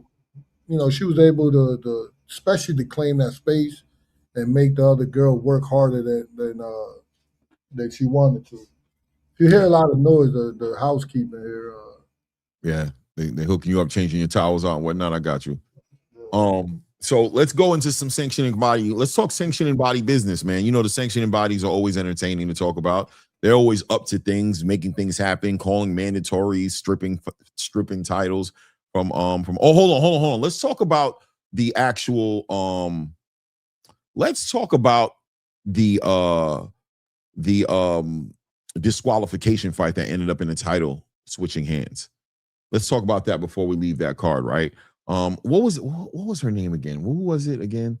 Hold on a second. What was her name again? I don't want to mess up her name. Something Bayer, Carolyn Bayer, right? Versus Bernice Ferreira. Ends up in a disqualification and more importantly, a loss of Carolyn Veer's IBO WBC title or WBC title. I guess maybe Bernice Ferreira came in with the IBO title, but it resulted in a loss of a title. Controversial to say the least. A fight that I was calling, and I felt like outside of the penalty she suffered for the excessive clinching that the referee was warning her about, I guess.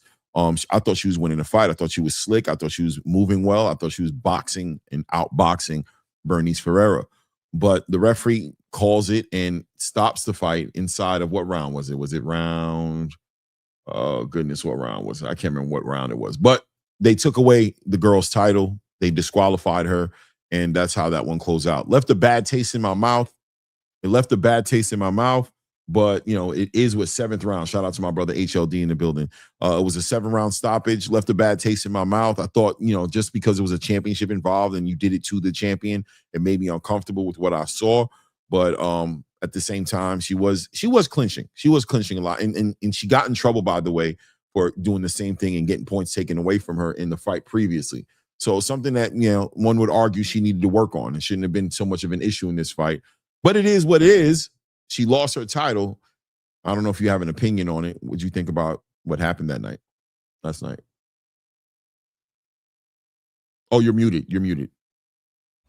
Yeah, I was really disappointed in that. And so usually this what happens when I was involved in a fight. I went to Japan. And my kid fought for a world title. And the other corner studied my kid. And my kid, the previous fight, he did elbow the guy. So in the rules meeting, the team had pictures. They had pictures of my guy, like the elbow landing on the guy's face. And it was like, he throws a lot of elbows. We want to make sure he don't elbow our guy, blah, blah, blah, And it was like overly on top of it. So the next day when we fought, my guy missed a punch, and it happened that the guy's face was behind the elbow, and the referee jumped in. He was like, "Hey, that's the hard warning. Don't use the elbow again." And it was just it was just him going off of what the corner was saying and how they put that pressure on the referee. So a fight ago, the girl had a point or 2 points taken away from holding. So I think they also worked the ref. They worked the ref where the ref was already, preconceived, had a preconceived notion of this lady holds. And once she held the first time, he gave her a warning. And she held again, and then it was like so fast. And I understand the referee being frustrated with the clinching and the holding. Because there were, she did, there was points taken away, so she should have been more cautious on even holding. But she was, getting hurt in the fight. So, and the girl was falling underneath, so she had to control her head, or not, she would have been in bad position. So, the disqualification it didn't come to it didn't come completely out of nowhere. Right. But I'll say this, like, disqualifying a defending world champion, it's a huge call, man, by the ref. He definitely interjected himself, and I think he had a preconceived notion of her last fight, which it shouldn't be the case. He should judge on what's going on, in the now, right? Right. Yeah, the referee had, he has to enforce the rules, of course, right? But he also can't become he's like, he wanted to become the main character here. Yeah, I hate when referees do that as well. I mean, do you think that the referee could have gotten control of that, maybe with like a hard warning, like really pulling her to the corner? Well, he did have hard warnings, but it was just like so fast. Well, I mean, like the hard warning as far as, if I have to do this again, you're going to get disqualified. I'm disqualifying you, letting her corner know, like in between the 6th and the 7th round. Hey, I'm letting you know, if I got to do this with her again, she's going to lose. I don't know. I'm just saying, like, something hard enough to where she gives the corner and the team an opportunity to make the adjustment to I don't know. But I wasn't brokenhearted about it as much as I did understand, like you said, I acknowledged that I saw the clinching, and that he was speaking to her.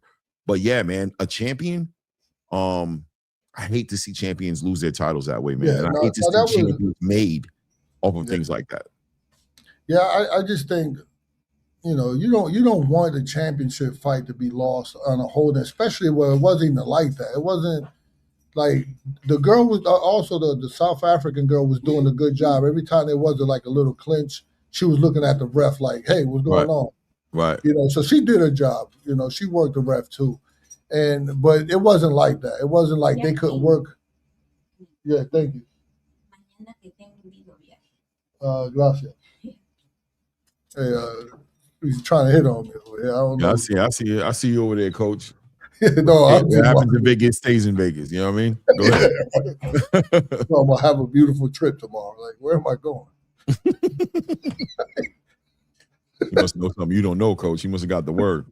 Check your email. You know what I mean? Check your emails.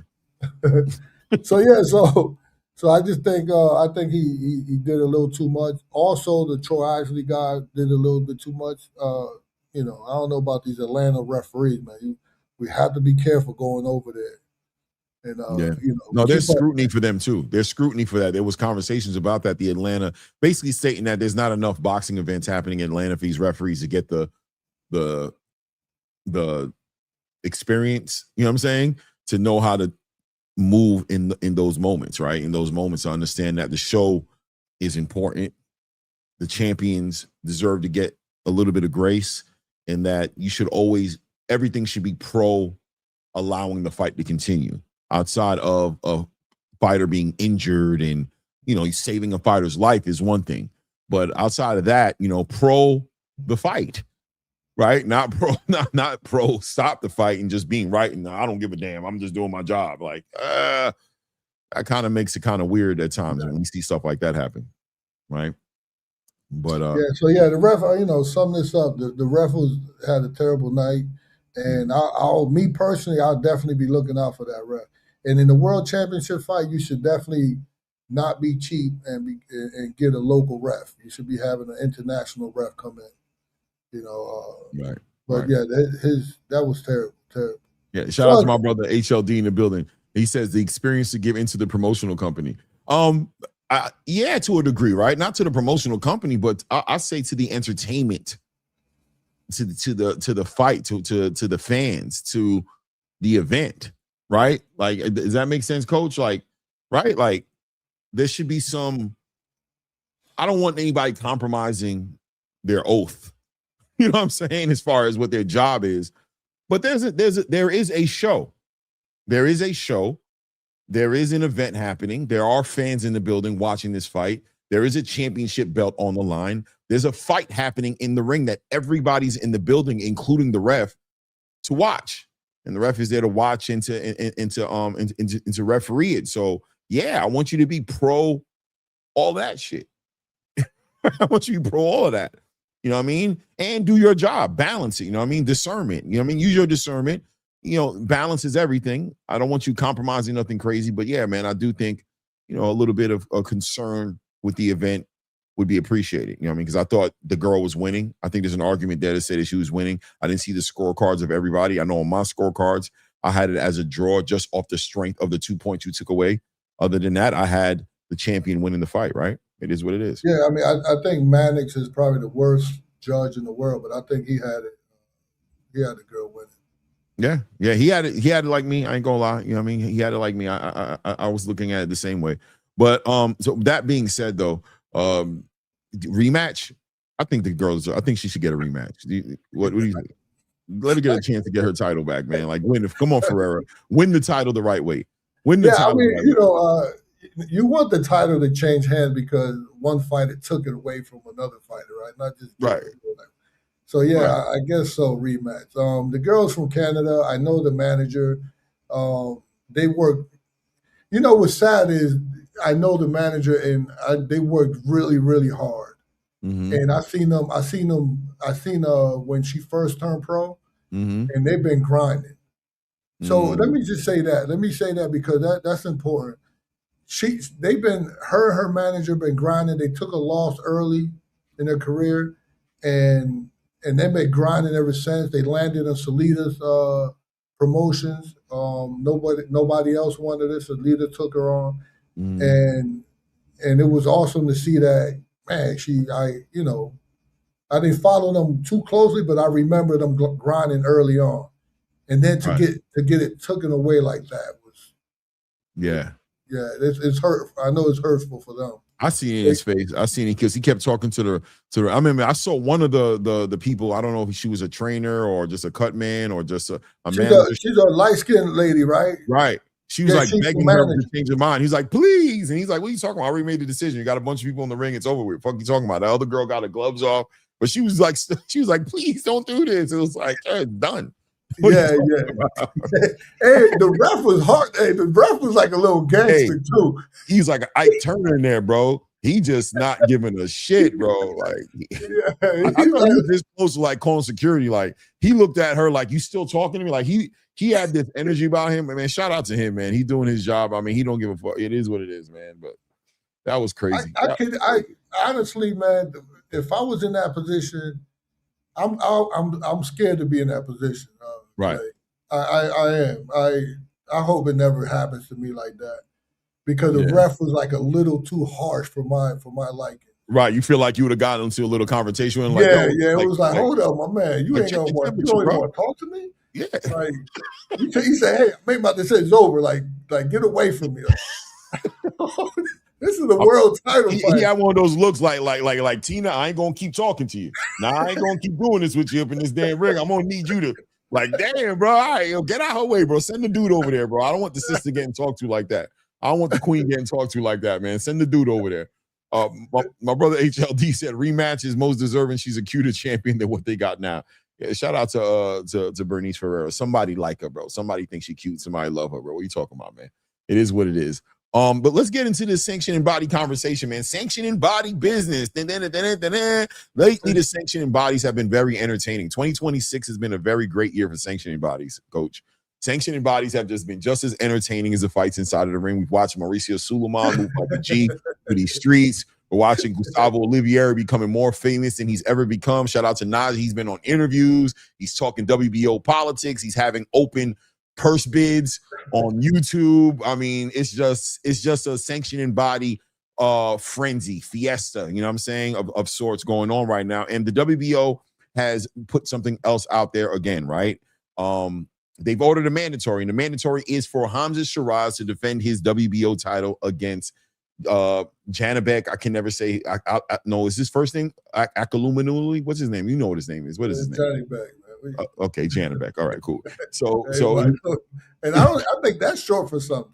Alimkhanuly, Janibek. I think Janibek is short for something too. It's not even. Oh, so it's not. Oh, so Janibek is a.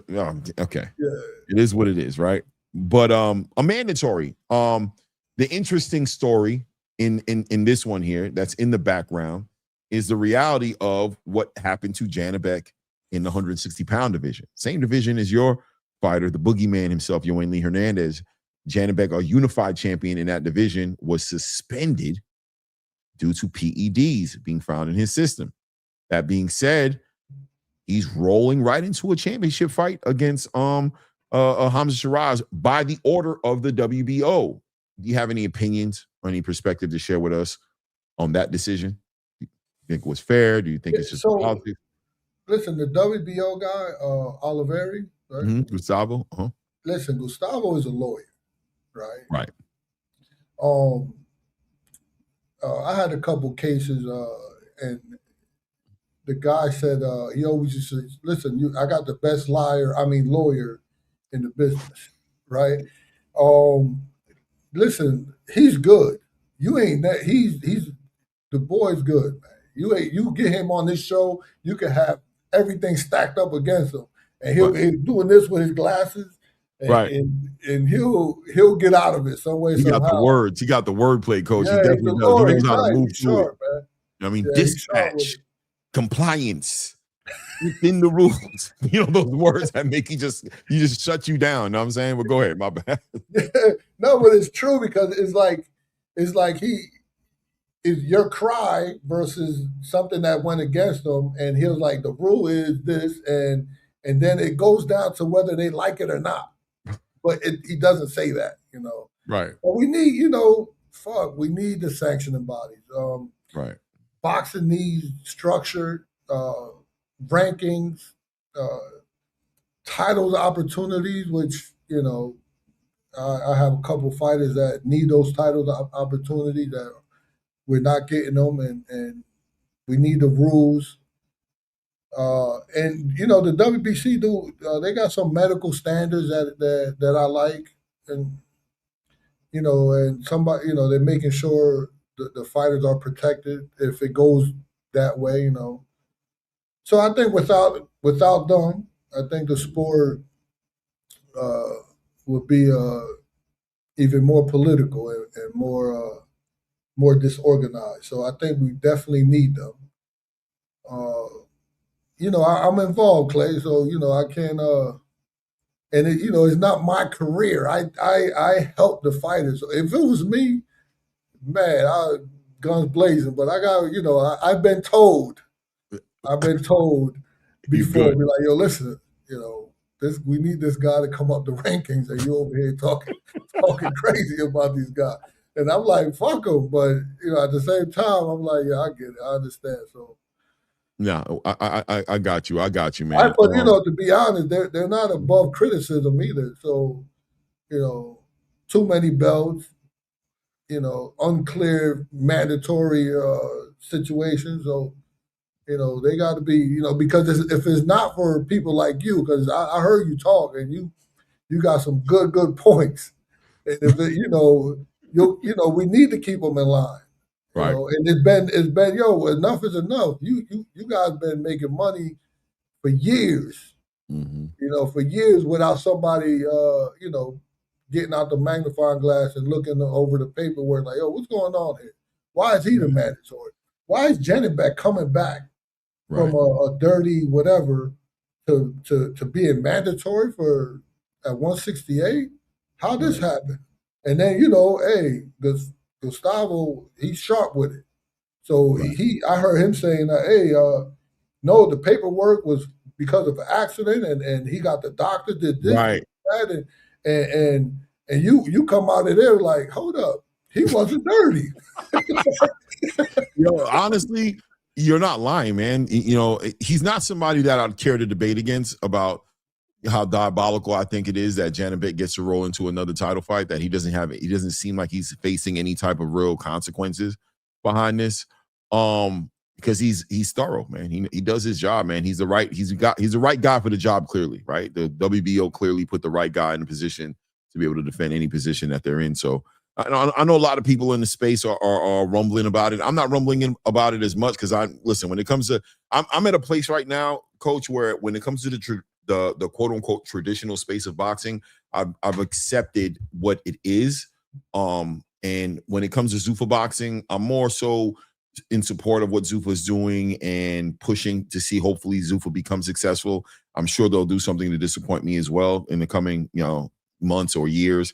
They'll do something diabolical. I don't think we can win on this one. It's kind of like the presidential election, right? It's like you just can't win. It's like whoever you get is gonna move in a way that's gonna have you kind of crazy. But the structure in the traditional space is not something that I'm looking for as much. I mean, I do not like the way they're dealing with like a Jai Bataya, for example, or Noel McKellian, or just certainly with Shakur with his WBC title when he was at 135. I don't like those things, but I mean, I accept it as is.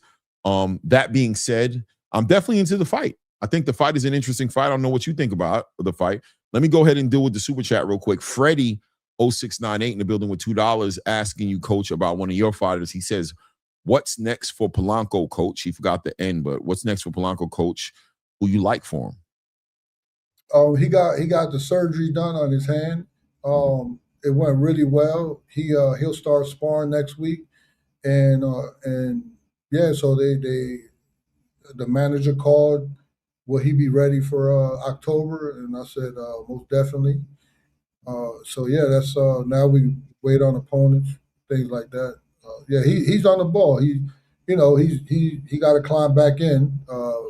He got to get in front of the cameras, and he got to.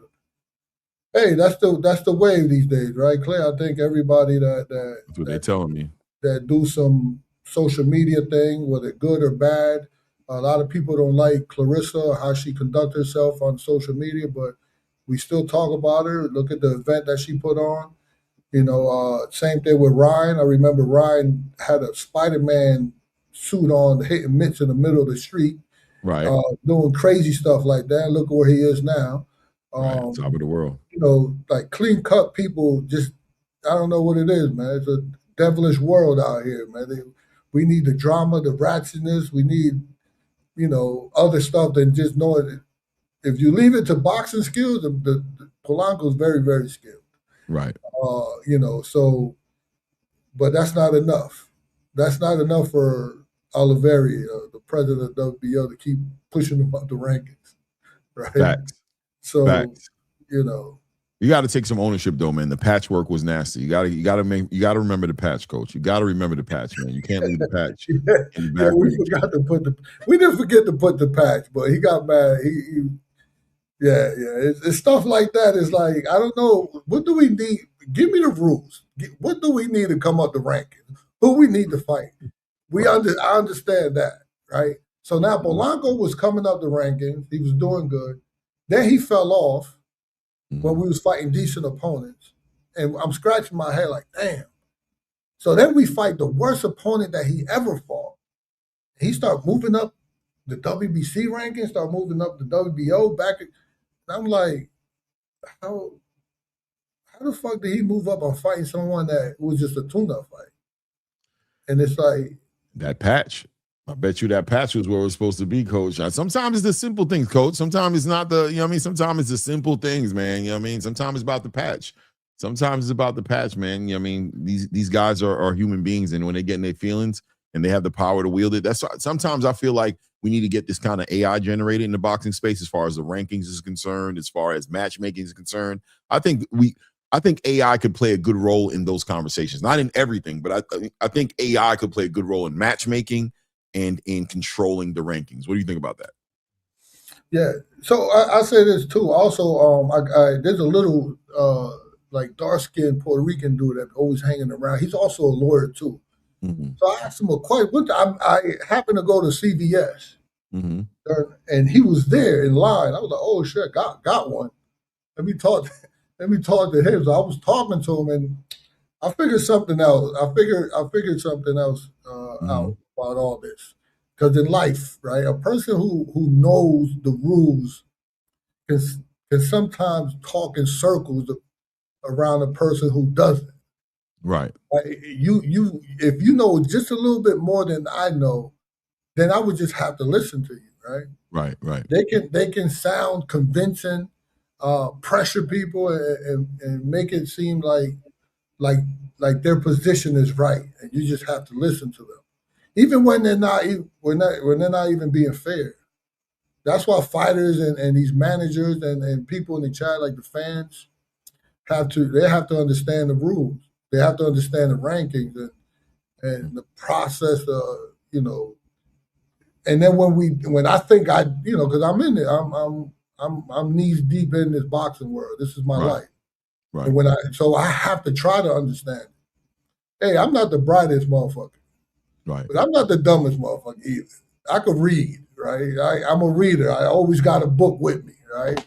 Right. And when I can't understand it, it's you know what I mean? Coincidence, coach, you think, or by design? I don't know. You know what I mean? Like, is that on purpose, or are you guys really trying to confuse everybody about this shit, or is this just coaches is having a hard time with the comprehension thing? And then you listen to somebody like some lawyers. The lawyers gonna make you feel like, hey, you didn't read it right. Like, the lawyers, listen, I don't even try with a lawyer. You got it. If a lawyer steps into the con, I'm just like, you got it. Because one thing they know how to do, man, is make an argument. And I always tell people that, like, lawyers, don't forget, lawyers are there to make guilty people look innocent. Don't get it twisted. You know what I'm saying? So don't get it twisted. You're not going to debate them. They can take a lawyer who could take any side of the conversation and argue it is dangerous. You know what I'm saying? Where that's what they do for a living, right? Facts. They don't have being right isn't necessarily the goal. Winning is the goal. And when it comes to winning, they know how to properly put the words together, put the arguments together, and they will convince a whole room of Eskimos that they'll sell water to a whale, you know what I mean? Sell snow to an Eskimo, you know what I mean? Who has snow all outside his door. It is what it is. So, but stylistically, the fight itself, right? Listen, there was a conversation I remember, if I recall, and I don't know if you recall that Hamzah Sheeraz was at 160 pounds, and he had an opportunity to make a decision on fighting a Janibek, which was, I think at the time, was considered a super fight, right? It was a fight that seemed like Turki Al-Sheikh was interested in to a certain degree. And they wanted to put him in there, but then he fell back and he made the Carlos Adames fight happen instead for that WBC title. And we saw what happened between him and Carlos Adames that night. Carlos Adames pretty much put a masterclass on him, outboxed him, out-hustled him. And, he had some injuries. There were reasons, but we don't do excuses here in the boxing space or on this channel, but we do the reasons. The fact that he had an injury to his hand and, it limited him to what he could do in that ring. It is what it is.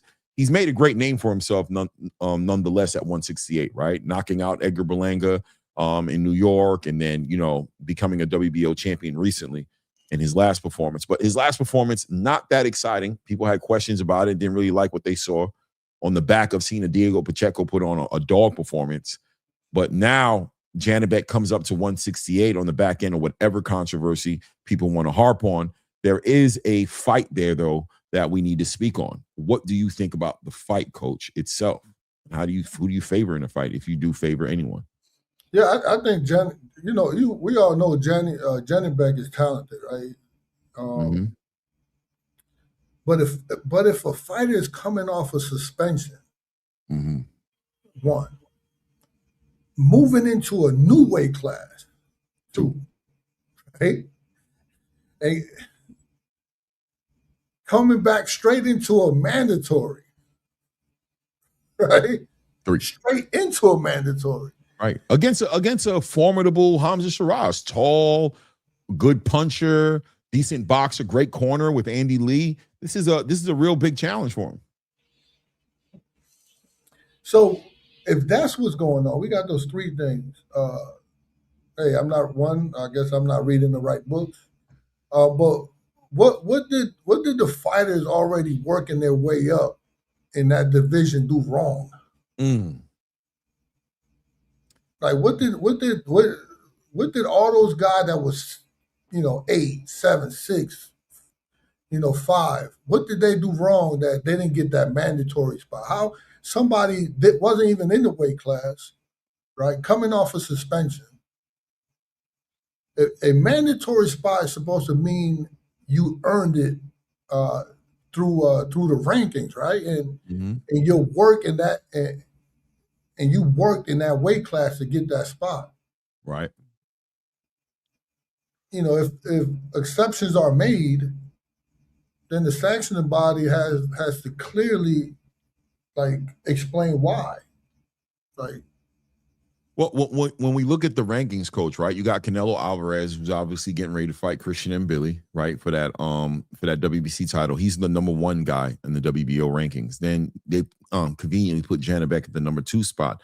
But really, the fighter who's being jumped over in this conversation is Diego Pacheco, right? That's the fighter who's really being jumped over here, and that's a real conversation as far as that's concerned. But, Diego Pacheco, a fighter who's moved away from fighting a Hamzah Sheeraz, he had an opportunity to fight him, and he didn't take the fight, or Christian Mbili. So is there an argument there to say that, listen, Diego ain't really interested in that fight? Even if he says he is, when it's time to put pen to paper, he falls short on that one. And all the other fights that are on there as far as the ranking is concerned, as far as Jacob Bank, which I think should be the next fight, right? I think that's going to be happening for Hamzah Sheeraz. Then you get into the Kevin Lele Sajo and the Armando Resendezes and the Beckmir, the bully, right? You got him there. I don't know, right? I mean, that's the politics of the sport, though, right? And I do think it's a little bit of irony there because he's coming off the performance enhancement drug situation. So that alone, even if he's done his time, paid his dues, whatever, we want to use as an excuse, shout out to Gustavo, who made it very clear for us on Najee Cigar Talk. That being said, though, what about the other fighters? I agree with you in the rankings. What have they done to have to take a back seat to a drug cheat, right? It is what it is, a drug cheat, right? But so I had a problem like this. So I remember Rohan Polanco being number 6. And I'm like, man, I'm telling the manager, hey, you got to put pressure. We got to get that 5 spot. We got to be top 5. And then he drops to number 7 because Manny Pacquiao just decided to come back. So I'm like, oh shit, we dropped because Manny jumped us, and he hadn't fought in years. And I'm like, fuck it, it's Manny Pacquiao. All right, whatever. Then all right, let's keep going. And then Teofimo wanted to move up. Oh, so he jumped us. Like, oh shit, all right. Then Barbosa want to move up. He jumps us. And it's like, how when will we get a shot if everybody got the right to keep jumping us? And the same thing is happening now with Janibek. You never fought at 168. You're coming off suspension, right? All the other people got to be upset. I think I think it's a great fight. I think it's an awful fight. But shit. Goes out on the back end of that. He's like, but yeah, I think it's a great fight. It's a great fight. Yeah, for sure. No, I agree with you, man. The politics of this traditional space at times can be mind-boggling, perplexing to say the least, right? Whether you're trying to make your way through the rules or whether you're just trying to make your way through a decision that's being made, especially like you said, I think that's the important part of the conversation, right, Coach, is that there's other fighters involved in this, right? It's not just about making a decision. It's about, other fighters who are getting jumped over, their hard work being kind of it's starting to look pointless, the hard work, right? It starts to look futile. What are we doing out here? What are we doing out here if we're not working towards these real goals that, that are realistically something that we can accomplish? Then what are we doing out here outside of obviously the prize fighting part of the business? Yeah, it does become an interesting conversation. But that being said, stylistically, there is a clash there. There is a fight there. I like the fight. I do question Janibek going up. I mean, Janibek is a fighter that arguably should have been at 168 already, arguably, right? He had a hard time. He actually missed the fight because of a horrible weight cut, right? That he couldn't make the weight. in a safe way. So he's supposed to be at 168. Hamzah Sheeraz is a perfect example of a fighter who came up from 160 on the back end of a loss, went right into there against an Edgar Berlanga and knocked him clean the fuck out. You know what I'm saying? Like, you know what I mean? He transitioned well, is what my argument is, I guess, into the division. Can you picture Janibek translating just as well at 168 in front of a Hamzah Sheeraz outside of all the controversy?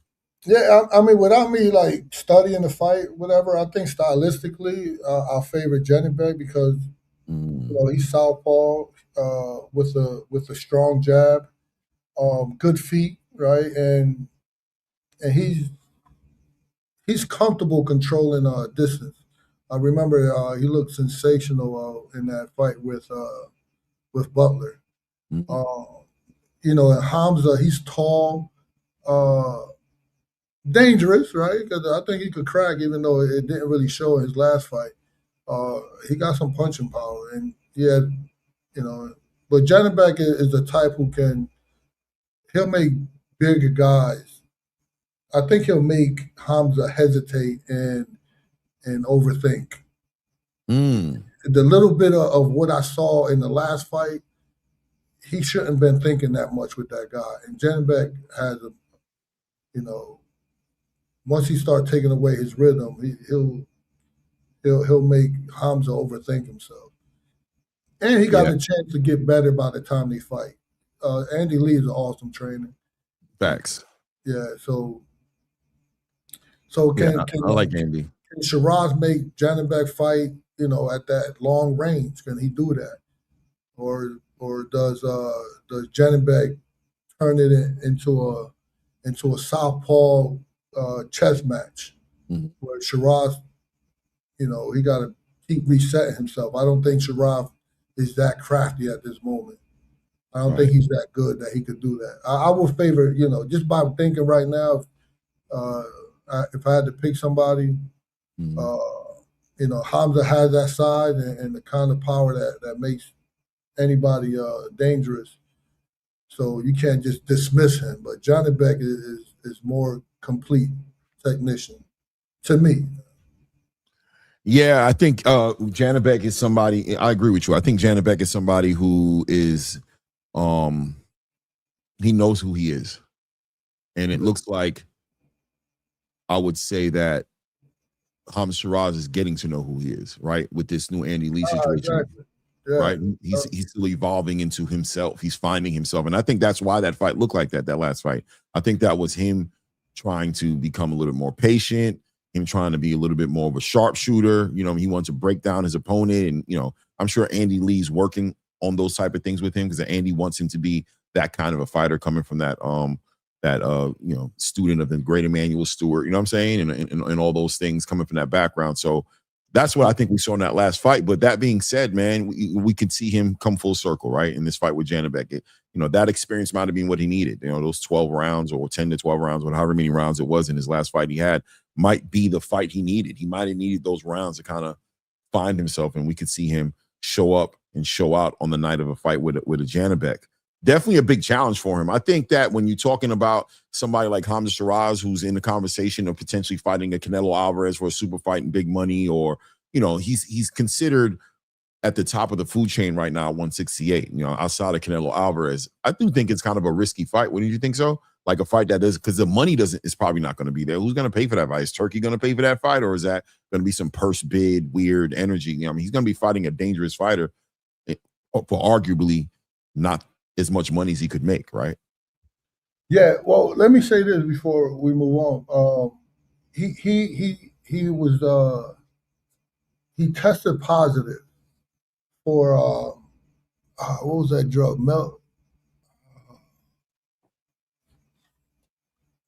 Meldonium, I think it was meldonium.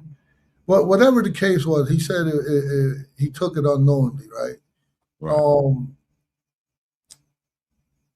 That drug, I remember looking it up one time, and that drug, I'm gonna just paraphrase. I don't know exactly, but it allow you to recover fast, and it allow you just to keep. What I took from it, you're just gonna punch all night long without getting tired. or if you get a little tired by the time like EPO or something, right? Like by the time you got up off that stool, you ready again. Now, can you imagine him fighting Lara? 40-something-year-old Lara have to deal with this guy, this young stud already, and then he doped the fuck up. And he gonna be punching on his old man all night. Facts. I forgot my point. I mean, are you basically speaking towards the severity, the severity of the drug? You know what I'm saying? Basically, and are you talking about maybe even, you know, like, do you feel like the sanctioning body, like, this was a very serious thing that should be taken more seriously? Do you feel like they're kind of looking past the fact that this drug conveniently put him in a position stylistically to be a real problem for a fighter like Erislandy Lara, who's coming in there in his age bracket, like, separating it from by accident versus on purpose type of situation? Because a lot of these drug cheats, it's been for like weight cutting and them being able to make weight, you know, and staying strong. But this drug was like it took me by surprise because it was different from everybody else. And yeah, and just for the record, by the way, the drug was meldonium, is a prescription heart medication, which is crazy. It's been prohibited by WADA since 2016. It improves endurance, accelerates recovery, improves oxygen utilization, stimulates the central nervous system. And just to go on record, his side maintained that he did not intentionally use the performance-enhancing drug. The CAT scan commission reportedly accepted evidence that he received Repronat, a medication containing meldonium in it, during an emergency medical visit in May of 2025. He was still held responsible for not disclosing or properly declaring the medication. So he not only is he in trouble for having it in his system, but he's more so in trouble for not disclosing it as something that he took during training, getting ready for an actual fight. So the consequences was losing the Lara unification fight. He was stripped of that IBF title. The IBF imposed a year of ineligibility from any sanctioned contest that expires in December of this year. And he subsequently vacated that WBO middleweight title and moved to 168. It is what it is. Yeah, so that you know, that makes it serious, right? Because Janibek was going to fight Erislandy Lara, who I think he's like 40-something years old, like 42 maybe, somewhere around there, maybe even older by now.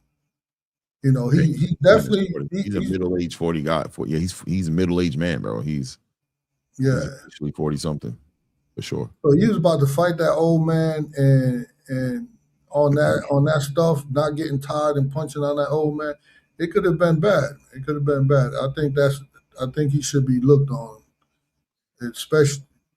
I don't know what's so he comes back different weight class, and you have to say he gets rewarded. Mm-hmm. Isn't that a reward? You go a different weight class? Become a champion is a reward, right? It's got to be. He didn't earn it, right? Yeah. Yeah, like. I mean, it is what it is, and from Hamzah's side, I would have felt like that. I don't know if you can even protest it, but it's like, this is you putting me in a situation. I don't see the money in the fight for him, right? But that being said, I mean, I'm sure he'd have much rather been still in the conversation on a Canelo, or even a Chris Eubank Jr. fight would have been a higher payday for a Hamzah Sheeraz, right? That's a fight that's there to make some money, you know what I mean, until, Canelo figures it out with Christian and Billy, or, a real life unification opportunity comes on the table. That mandatory title defense seems it's a big ask, you know what I'm saying? It's a big ask for sure, man. Yeah, good thing that it was caught, because it could have been fatal for Lara. Yeah, it is what it is. Anyway, I'll be looking forward to see the fight. You said I just want to be clear. You're favoring Janibek in this one. You think you're favoring him, or? Yeah, I favor him. I think if you without even look at it, like I said, Hamzah got that type of power that he's going to make him dangerous. So you can't dismiss that, right? But Janibek, I think he's a cleaner guy. He's not cleaner. That was convenient of you to use that. I'm like, all right, that's what we're doing. That's a bad word to use right now, right? But I think he's a complete technician to me. Right. A more well-rounded, fundamentally sound fighter. I agree with you on that, man. I don't know, man. I'm looking to see. I think it's a real litmus test for who Hamzah Sheeraz is, win or loss. If he's super competitive, I think that's a positive thing. But I think a victory over Janibek makes him a real live boogeyman at 168, right? I could see that being a problem. And does that count as a real fight? Like if he beats Janibek convincingly, does that put him in a position to be like, right? To tell Canelo, like, he could become Canelo's David Benavidez, right? Like, it's hard to beat Hamzah when you got, the Turk going in your corner and saying you down or you whatever. It's hard to beat him. Some judges get persuaded by that. Facts. Well, we'll see what ends up happening with that. Let's have a little bit more of a heartfelt conversation here. Let's segue into, we're 1 week away from a big fight between Teofimo Lopez and Rolly Romero, Coach. And that fight right there is an interesting fight within itself. Just the whole creation of that's sanctioned body business right there as well, right? Watching a fighter like Teofimo Lopez come off a loss against Shakur Stevenson, and he rolls right into a championship fight against Rolly Romero, a fighter who became a champion off of a super champion, by the way, a super champion after having one fight against Ryan Garcia, right, coming into 147 off of a belt that feels like it was made up, and then on the back end of Jaron Ennis moving up to 154, he was elevated. This guy was elevated to a full WBA champion, and then instead of them activating a mandatory to have him fight against Shakram Giasov, well, they were like, you know what, let's elevate this guy, make him a super champion that doesn't have to defend his title, and let Jack Catterall and Giasov figure out the differences for the regular WBA title. That being said, sanctioning body business to the side, Teofimo Lopez had a very interesting conversation. We had one here about it on Friday. Shout out to the panel, the HLDs, and everybody that was on the panel. But it's something that I want to, bring back up now that I have, somebody of your stature on the show today to kind of like, first of all, ask, did you get an opportunity to see that Teofimo senior and junior interview or therapy session, or I don't know what do we want to call that? But did you get an opportunity to take a look at it? And what do you think about Versace's interview of both senior and junior? Yeah, I think I don't even think they needed a interviewer when they started talking to each other. It was definitely interesting. It was definitely a therapy session. And I actually saw him I was in the gym and I saw him 2 days ago. And he came up to me. I had a brief conversation with Tio, and I told him that it was I appreciate him talking the way he talked and opened up like that, and it was heartfelt. And he was like, "Oh yeah, he's an awesome, to me he's a kid, he's a kid." And we had a brief conversation about that. But so the reason I asked him if he good, how you feeling, is because what was said in that interview, how it was said. And there was more to be said that wasn't, because he was getting cut off, and there was more stuff there. There was still some cleaning to be done, and that wasn't it. It wasn't finalized. So if it wasn't finalized, it's still some buried animosity or some I don't know the technical term that the psych uses, but there's definitely some hurt and pain still dwelling in there, And it was frustrating to me when the dad, just every time he spoke, it was frustrating to me. It's like, let your son talk, let your son, speak on whatever he got to speak on. He he kind of blames you, and then the father says, "No, you even said that, I was giving you the right instructions," and he was like, I guess he got tired. Because he said, "Listen, I had to say that to make you, I can't make you look bad." Yeah. He said, "I got to advocate for you. You're my father." Yeah, I'm paraphrasing. I don't know exactly, how he said it, but that's the gist of, like, hold up, man. You wasn't on that night, or you wasn't whatever. Right. So he didn't want to accept it, and then he accepted it, but at the same time, the father was accepting it. He still had like something in the background saying, but I don't know. It was frustrating every time he talked, and I felt bad for Tio. you know, and I like Tio, and I know he got his antics, you know, with someone told him about, he actually took up, I know this for a fact, his old manager, I don't know if his old man, I don't know, Split T, Dave McWater, I don't know if he still manages Tio. I don't think he does.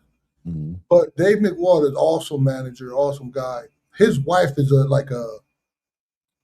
I forgot what he told me his wife, but I think she's like a publicist or something. She does something where Tio had a couple of conversations with her and got media trained or whatever, you know. Mm-hmm. So he know how to take a narrative. He know how to say, oh shit, oh, you guys think I'm racist. Right. Oh shit, let me eat this banana then. Right. And get your guys more mad because he knows that any attention to him, whether good or bad, he could use it, you know, for people wanting to see him lose or people want to see him win, whatever it is, you know, the Floyd Mayweather thing. It's going to be the fact that people want to see him. Okay. Yeah. I mean, he does that, man. But I always thought that those were all little tantrums that he was throwing every time he tapped into those conversations. That to me, that was him just being upset at boxing, not respecting him and treating him right. And I think that showed up in spades on the back end of the Shakur Stevenson fight, right? But he was just like down on himself. And no, I never got the props. I never got the you know what I mean? I never got the love. I never got the respect. I never did, you know, boxing's just been so mean to me. I just feel like I deserve the worst. And it was just like a big old, you know, crybaby party that he was having. But, you know, on the back end of that interview, Coach, I'm not going to lie to you, little grace. There was some grace there for Tio, man. I really saw what you were talking about. You know what I mean? Just that incomplete, you know what I mean, person. You know what I mean? He's tapping into all these hurtful spaces. And the person who's probably at the root of most of those conversations for him was sitting in front of him in that interview, making it difficult, making excuses, cutting him off, controlling the narrative, not letting him, you know, get it off his chest. You know what I'm saying? Dismissing him in so many ways about how he was feeling and you know, really just trying to just, you know, defend himself and not really be caring, right, or empathetic to his son's pain, even on the biggest stage, as far as a big channel like that, right? Ring Magazine, Mr. Versace. There's a lot of eyes that are going to see that. So he didn't take that into consideration and he did whatever he did. That being said, though, there's a fight next week between Rolly Romero and Teofimo Lopez. Well, let me ask you this. Mm-hmm. When you saying what you just said, mm-hmm. the emotions that he showed, mm-hmm. and the excuses that he had of this and that, and the mental state that his father had him in, and the mental state that he's in now. Mm-hmm. Can you imagine if he loses? What do you think would happen, Coach? I mean, I think that. Yeah, I think that's a great question, because I think that's the meat and potatoes of this story, right? Is about, with all that being said, with everything we just saw in that interview, with everything we saw on the back end with the post-fight interviews he had on the back end of Shakur Stevenson, with everything we've seen with Teofimo over the past 2.5 years, let's be honest, ever since he lost against George Kambosos, this journey's been a roller coaster ride. He takes this loss against Shakur Stevenson. He has a public spat with his father in the corner. You're watching the father knocking down and where's the power, and you're going to hate yourself in the morning, all those different things. And then he caps it off with this interview/therapy session with his father on that show. Without a doubt, this fight is maybe an end-all be-all for Teofimo Lopez. This might make the difference as far as whether or not he moves and he thrives in the boxing space and continues to accomplish and do great things, or literally has a psychological breakdown, a mental breakdown on the back end of this that might completely, in my opinion, take him out this game. You know what I mean? He might mentally not be able to come back from that in a decent amount of time, right? Maybe a year and a half, 2 years can go by and he can heal, get a new training team, get a new coach. But I think if he loses this fight, and maybe more importantly, Coach, how he loses this fight, right? If he loses this fight, but it's a competitive fight and his corner's with him and his father's saying the right things, and you know what I mean? Like, if everything is working out for him, he just loses his fight. Maybe he comes back from that and he's even a little bit, maybe he finds some like, you know, solace in a loss where at the end of the day, I believe in my team. My team came through for me. We just lost as a team. But if anything happens that is dysfunctional in that corner, I don't know how T.O. moves forward in a confident way, in an optimistic, confident way with his career, with the current situation he's with. So I think it's going to have to be a whole team overhaul, right? If he loses that, where he's just getting rid of everybody damn near. And I think the process, and I would ask you, send it right back at you and say, what does that process look like for a fighter like Teofimo to rebuild his whole entire team, you know what I'm saying, around him and come back into the space the same high-level fighter that he was before he went through all this shit? Yeah, to rebuild him, he's a loss. Yeah, I think a loss would be heavy on him because you know, he always carried himself like he belonged at the very top of the sport. Like he always carried himself like he's the best. And remember, the father was Nostradamus or some shit that he called him. So right. So he's a proud, he's a proud fighter, and he believes in his talent. He's not too finesse. So I have to say this: he's very talented. But if you take the talent away and like Mayweather was talented, right? Mayweather was talented. Roy Jones was talented, but his balance, you know, like he depended on his athleticism so much that when everything slowed down, he didn't have the right fundamentals. It kind of hurt him towards the end of his career. Mayweather, Hopkins are fundamentally sound. When you take the talent away, they still got something to back them. Right. T.O. doesn't. Shakur does. So you take the talent away from T.O., the explosiveness, right? You take that away, which that, you know, Father Time is undefeated, right? That's going to go eventually. Or if you get beat up enough, you know, it'll go eventually. Or like he's in the emotional state, you know, that will go against him too. So he doesn't have a solid fundamental, you know, of his craft to fall back to if all else fails. So, you know, the question would be like his ability, is proven that he'll go into these. Remember when he was young, his father said he used to run away. Right. So the kid been an emotional wreck for a long time, and I don't know or maybe the kid's been trying to get away from his pop for a long time. That was horrible. Let me not go ahead, Coach. My bad. It just seemed like an opening. I shouldn't have said that. That's horrible. I'm sorry. But you know these questions, the question that you know, great fighters, they definitely, you know, Muhammad Ali law. They aren't defined by their losses. They're defined by what they do after they lose. Do they blame everybody? Think about this, right? Do they just like when they lose? Do they blame everybody around them, or do they go back to the gym and make that adjustment and rebuild? And I think he was, you know, with the Kambosa thing, he blamed a lot of people. Who else blamed? Remember the heavyweight when he lost, he was blaming everything. Daniel Wilder. You know, Wilder, yeah, Wilder did too. Deontay had a little moment too. He kind of jumped and got rid of his trainer, but he brought him back. But no, yeah, Deontay Wilder definitely had a conniption fit. Definitely had a baby tantrum. You know, everybody was spiking his water. You know, he was getting hit with egg-shaped foreign objects. Yeah, it was all kind of things happening for Wilder. So he already experienced major setbacks in his career, and you know, and he came back from. I don't know if he totally came back from them or there were good promotional pushes, but I think he still has his father around. Right, his father didn't help him with Kambosa.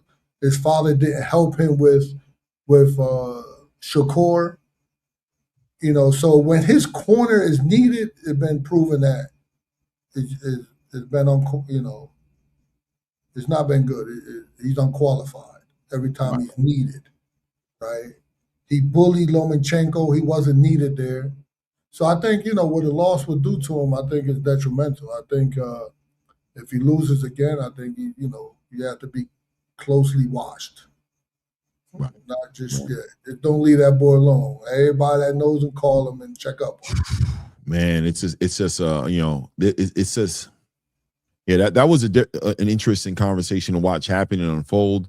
I don't know, I'm wondering if there's closure there. I've been following him on social media, and it looks like he's having a good camp. He's having a good time. The father seems to be, they seem to be playful and having a good time. But I mean, on the back end of an interview like that, you got to question what that looks like. And then also, as far as you're concerned, going into a fight against Rolly Romero, and look, Rolly Romero isn't this, he's not this multifaceted Shakur Stevenson, right? This guy's, maybe one or two tricks. He's been working with Salas for a minute. So Salas has been, you could see that, in the Ryan Garcia fight, that he became more patient, a lot more better with his jab. Definitely was keeping that right hand up, right? So he's able to take a game plan and somewhat execute the game plan. Salas has been able to have that breakthrough. We haven't seen Rolly Romero in the ring since that fight against Ryan Garcia, which is going on a year ago, right? Because that was, what was that, in September of last year? When was that fight? Something like that, right? Yeah. So it's going on a year that he's been outside the ring, but I mean, he must have been working. Salas is very confident in him. How do you see this affecting Teofimo in this fight, and how do you see that affecting the way the fight goes? Or does it affect the way the fight goes? You think Teofimo, no matter what, is good enough by himself without a corner or without a functional corner to get through a Rolly Romero? I don't know. Fighting against Salas is tough because Salas, and especially if Teo knows Spanish a little bit, you understand Spanish. Mm-hmm. Fighting against Salas is tough because Salas is an awesome. Salas probably I don't know, him and Freddie Roach. Every time I went into their gym, they treated me with hospitality. But when you're against Salas has a voice. Sala's like 70-something years old, right? He has an incredible voice of how he talks to his fighters, and if you like hear him, like, it's not like real technical advice. He's a technician in the gym, but when you hear his voice, and you're against him, like the fighter, like he could kind of like shit on you. And it's like he'll get into your head. Look, he don't know how to stand right. His back foot is way behind him, and look at him. He don't even know where his hands belong. And you start to like second guess yourself. Like, hold up, do I know how to box, or are my hands right? And I mentioned that. That's probably sound like nothing to some people, but I mentioned that because I have firsthand experience with it. I fought against one of his fighters. And I was in a fucked up position because the fighter that we fought against was actually a friend. Mm. So it was like I couldn't talk shit back to him because he was my friend. Salas didn't know my guy. So it wound up being a draw. I think we was robbed. They was on the A side, it was a draw. But Salas was like, his voice was loud and clear, and my guy came back to the corner. He's like, man, fuck that trainer. And we were talking about the trainer. I was like, man, stay focused on the fighter. Right. So, I don't know. Salas could definitely get in Teo's head, Even though we see this nice old man, when we see him, we shake his hand. He's very, very polite. Right. But he could definitely get in Teofimo's head within the fight. Yeah, I hear you. I mean, do you think that Salas can get Rolly Romero into a position to where he's forcing Teofimo to make adjustments? And if Teo is forced to make adjustments, is he going to need that functional corner? Is he going to need that voice in his ear in his corner to be able to make those adjustments? Or is that something that, the corner's not necessarily needed for? Is Teo fully capable? And I guess I'm doing this all based off of what we've seen from Teo since he lost against George Kambosos, right? A fighter who looks great with the right style of fighter in front of him, but does have issues with somebody who presents something he doesn't like, which, I mean, arguably the boxer, right? A Sandor Martin, a Devin Haney, a Shakur Stevenson. But at the same time, inside of the ring with the Steve Claggett, who I think is a great cross-reference for a fight like this. I think Steve Claggett brings a lot of that Rolly Romero kind of energy to a degree into the ring. He put knots on Tio's head. He put Tio in a lot of positions. There's an argument there to say that, you know, if Rolly would have fought Teofimo that night, what would Rolly have looked like in that fight?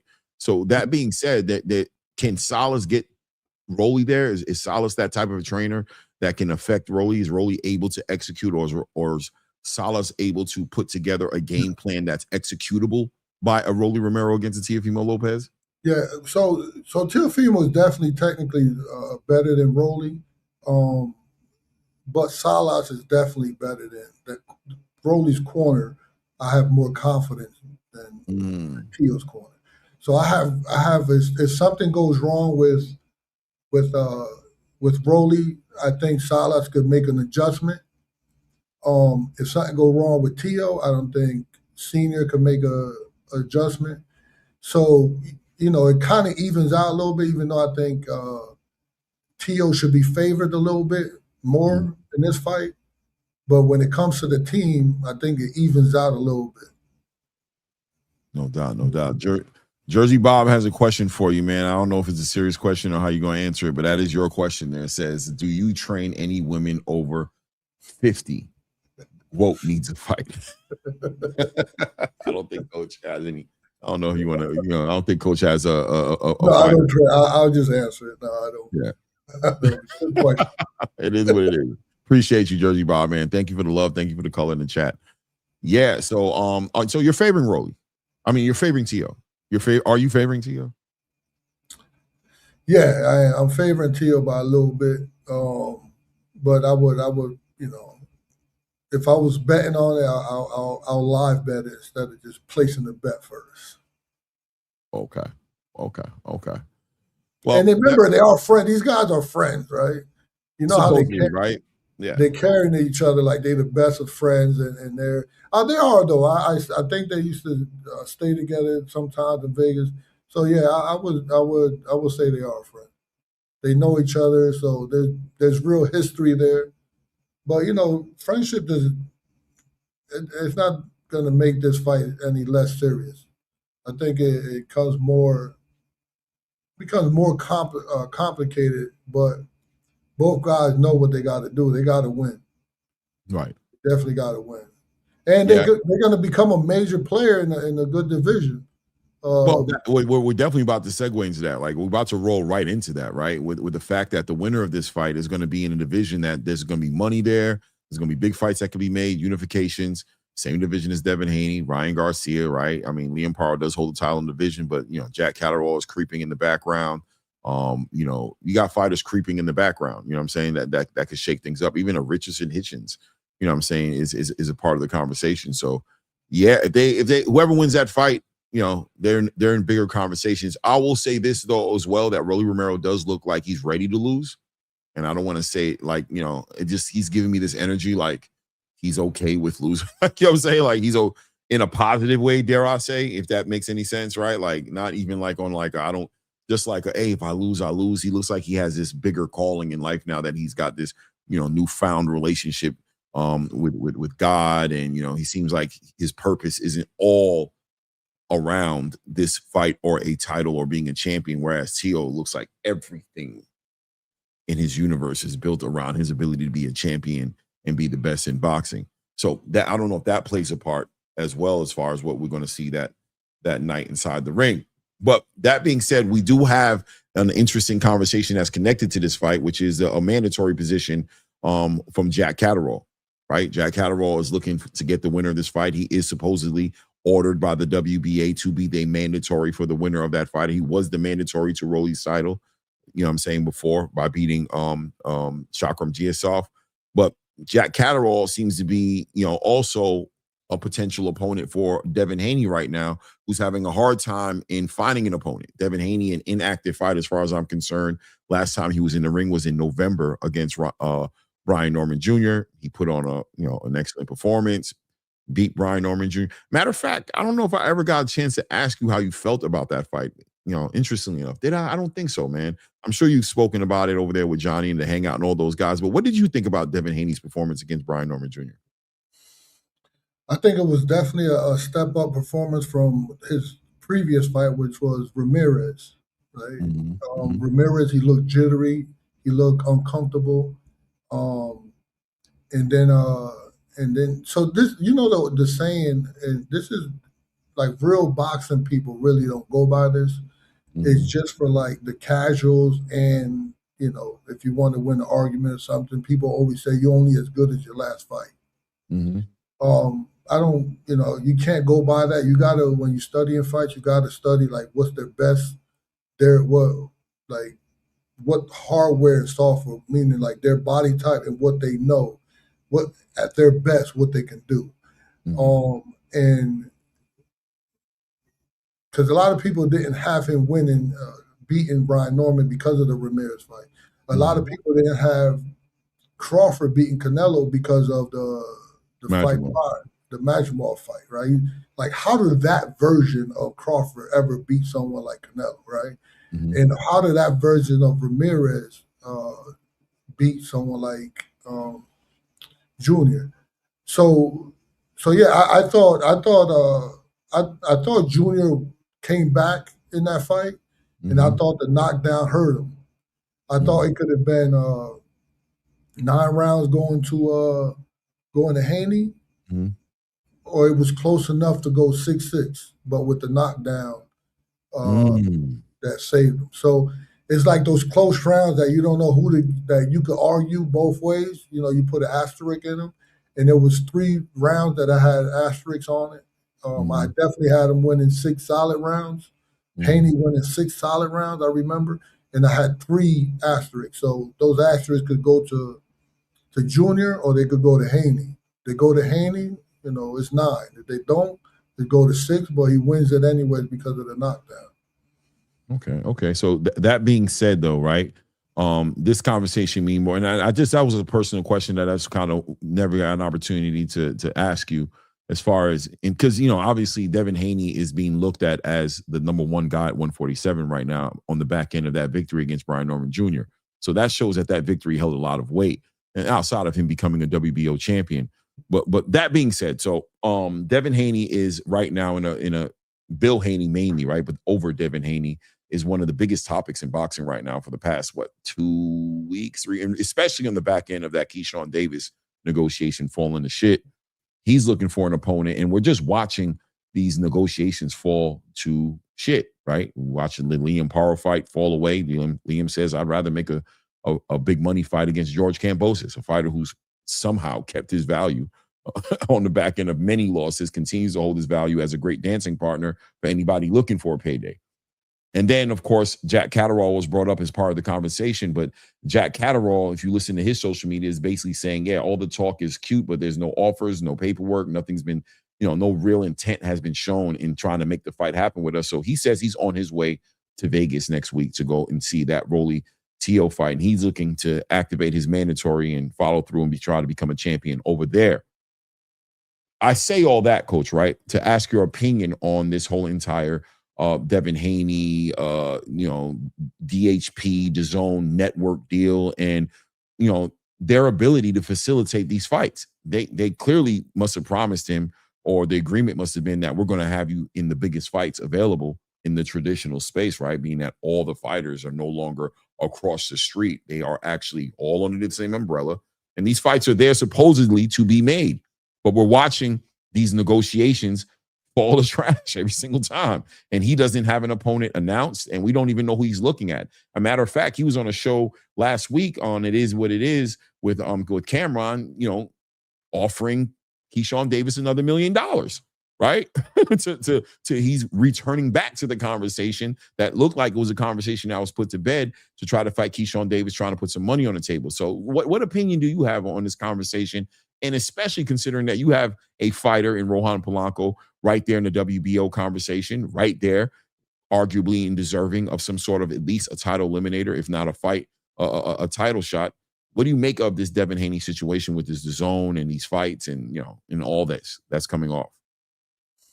I think we're stuck in this Devin Haney era. This is you know, I would say it. I would say this is the Devin Haney era in this welterweight division, and he's the one calling the shot. But I would say the winner of Thibeault and Rolly, Mm-hmm. I think they give real bargaining power. And in boxing, you know, belts matter, right? That's one. But think about like the combination of belt, the fan base, the belt, the fan base, and a big win. Like that's a big fight. We're all going to be tuning in.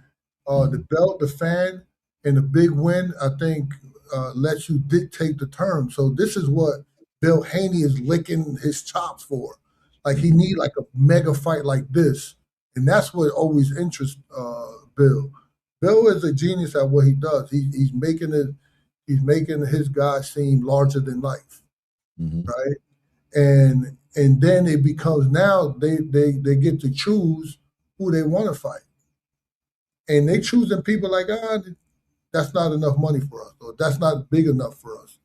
While we have people like, you know, like the people in the top 5 or top 10 crawling to climb up to that mandatory spot to get a shot. Unfortunately, Keyshawn, you know, I don't know what happened there, but something that he didn't like, so he's not taking the fight. So now what? You know, let's get someone else in there, you know. Make him fight. You know, this is what the belt's supposed to do, right? They're supposed to bring structure to situations like this.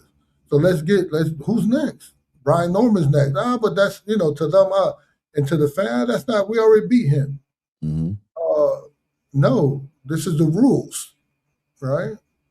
Or if it's not Brian Norman and he don't want to fight, whatever, I'm pretty sure he'll fight. But who's next after that? Let's go to the number 3 guy. Who's that? Is that Barbosa? Yeah, so if he don't want, I know one guy who would take the fight. Right. I heard of somebody. If they would have called me right now, if Bill would have called me up and be like, Claymore, I got a question for you, man. Nobody don't want to fight us, man. You see what we're going through out here. Who the hell do you think? I'll be like, I got one. I got a fighter. I got 2, really. I got 2.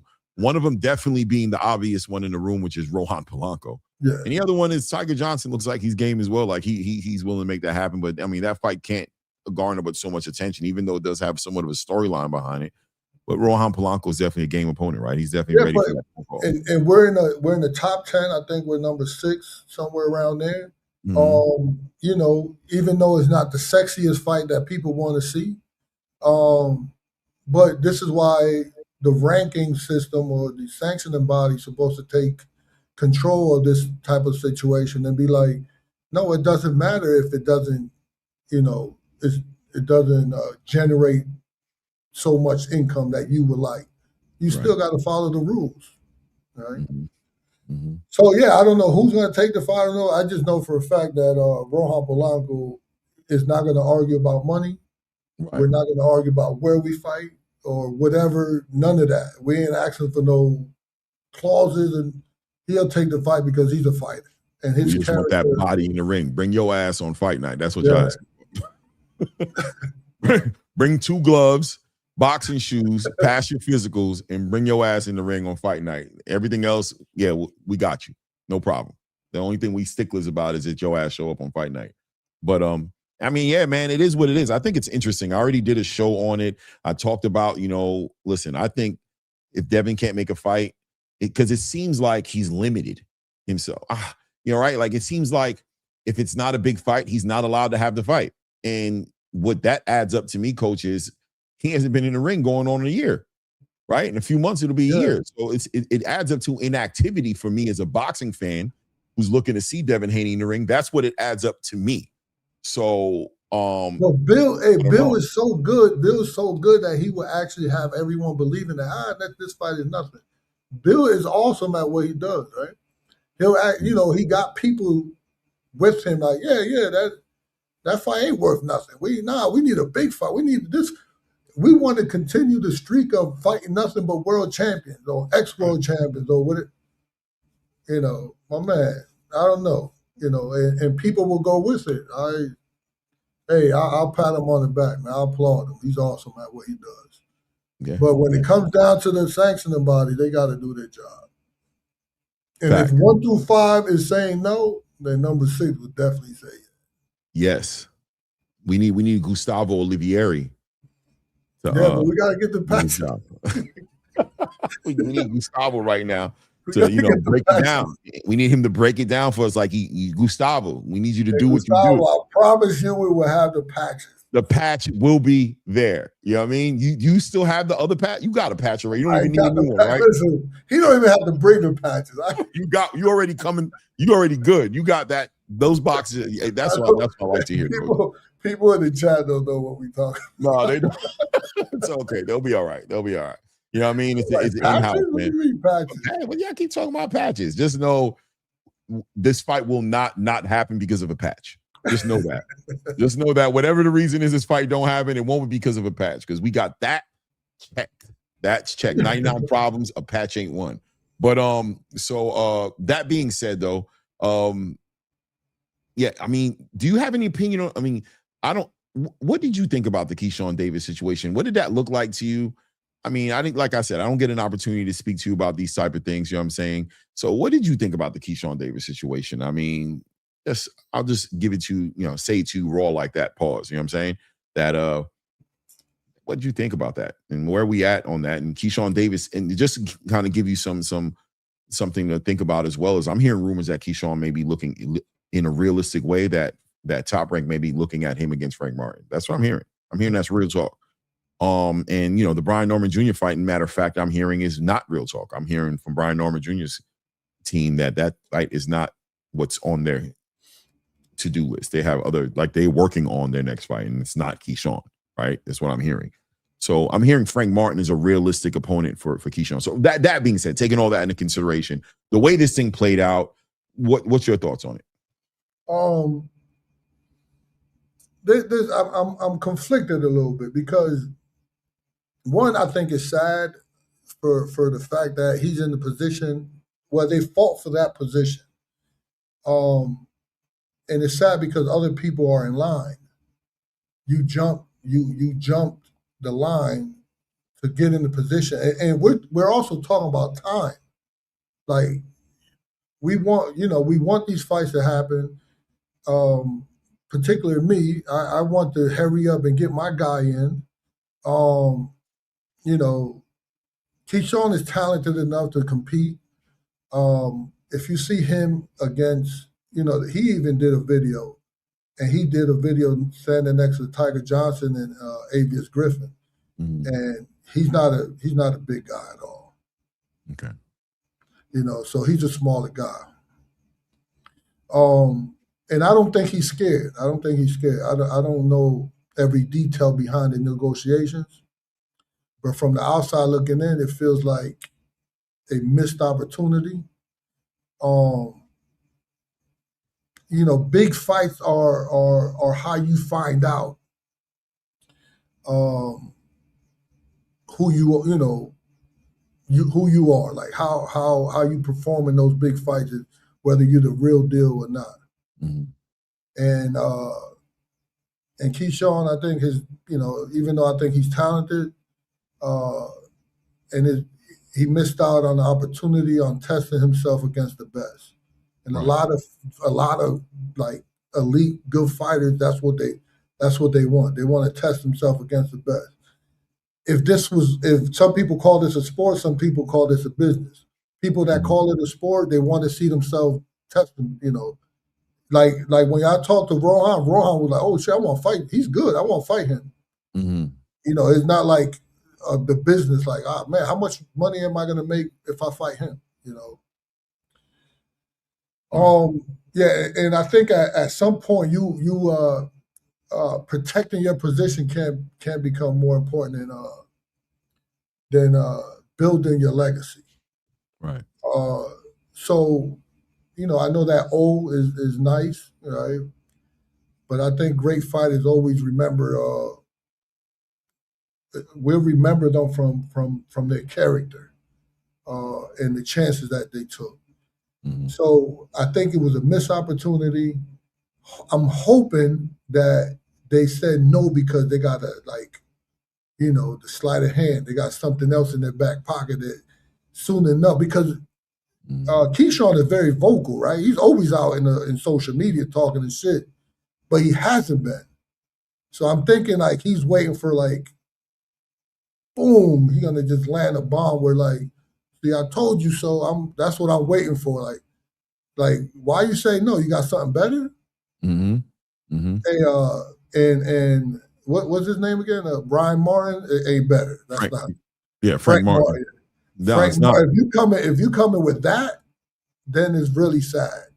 Like It's not gonna age well, right? It's gonna age like milk. If he comes in there and fights Frank Martin on the back end of that messy negotiation turning out the way it is, it's gonna be a bad look for Keyshawn, right? You wasted a lot of people's time and energy on, especially if it's at 140 too, right? Yeah. You hurt my feelings right now. Yo. Why you come up here and you jump my guy for? Like, yeah, if this fight is a 140 fight, man. Oh man, Key. Damn, man. I like Keyshawn, but damn, homie. You know what I'm saying? We're gonna have to just see how that plays out. Hey, if it means anything to Keyshawn, I'm gonna call the fight. I'll call it. You know what I mean? It is what it is. You know what I'm saying? I like watching Keyshawn fight, but I think that's going to age crazy. What do you think about the idea of Keyshawn Davis being at the end of his Top Rank contract, and that might have played a role in this, in the sense of this is a championship fight, and I just remember and recall Brian Norman Jr. speaking on, or Senior talking about the contingencies on the back end of winning a title. Matter of fact, you've got a top ranked fighter right now in Rohan Polanco. So if Rohan Polanco goes and wins a title right now, what does that look like for Rohan Polanco's contract? Is there an extension there? Is there some sort of contingency in the contract with an understanding that on the back end of winning a title that changes the structure of the contract in any kind of way? Well, that's a good question, right? Because it does. There's extensions there, but there's also bigger paydays there too. The money goes up, significantly. But there are, you got to stick around longer now. Right. So like I'm waiting for Keyshawn to come out with something that we could all understand why this didn't go down right. Yeah, he's staying quiet, and maybe that's he's waiting for the contract to run out so he can renegotiate or be a free agent or whatever. But we'll just have to be patient and see. But if Rohan becomes world champion, the money, the minimum definitely goes up, and you get an extension on the contract. I think it's not too much. I think it's another year. Like the contract with Top Rank they're all pretty fair, especially when someone's coming up.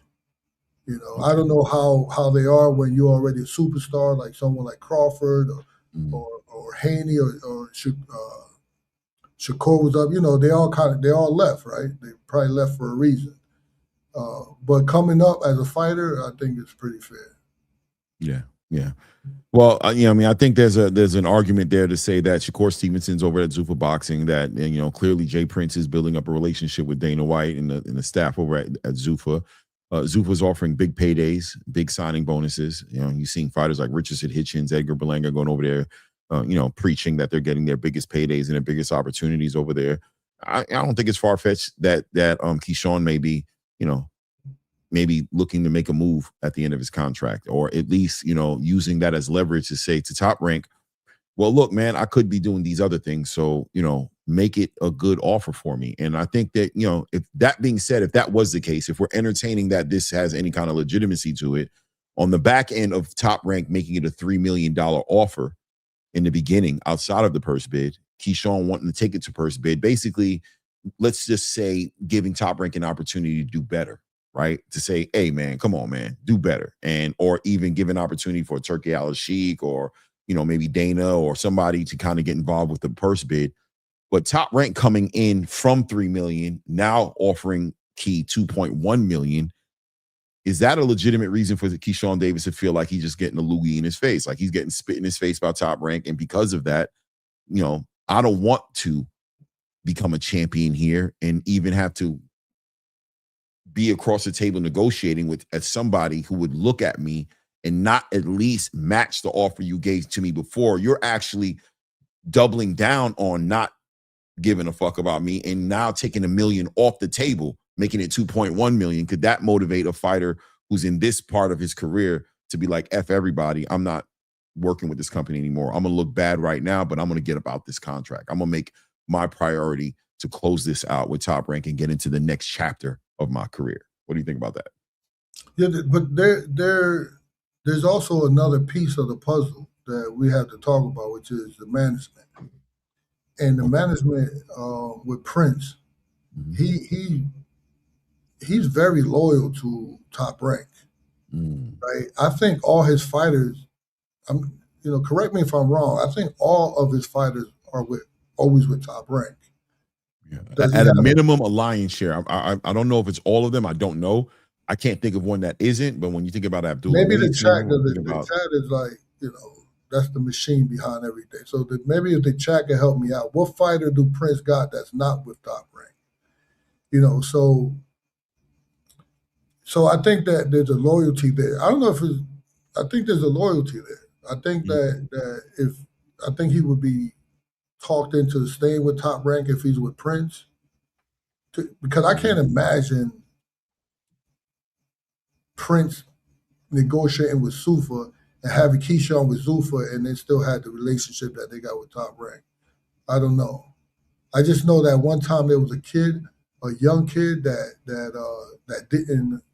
didn't like Top Rank, and he was signed to Prince, and the kid didn't want to take the fights that he was that they was offering. And then the kid was like, "No, we don't want to mess with Top Rank anymore. We want to go somewhere else." And Prince was like, if you go somewhere else, you're on your own. Like, I'm not even going to work with you like that. I'm on contract. And he wound up not working with the kid. Someone said Lil Macho. Where did Lil Macho come from? Because Shakur's Puerto Rican. Come on, man. Yeah, but is there Macho? Is there like Macho? Ain't he Puerto Rican? No, Macho, right? Yeah, Hector Macho Camacho is Puerto Rican. Yeah, it's Macho time. I don't know. Like, I've been hearing this lately. I don't know when did it start. Like, I missed out on when it started. Look, the Puerto Rican community has taken Shakur Stevenson off the map. They've officially, taken him in. I've seen a lot of Puerto Rican fans talking about Shakur Stevenson being Puerto Rican. I mean, reminding me, if you don't know, he's actually Puerto Rican. All you gotta do is wear a flag.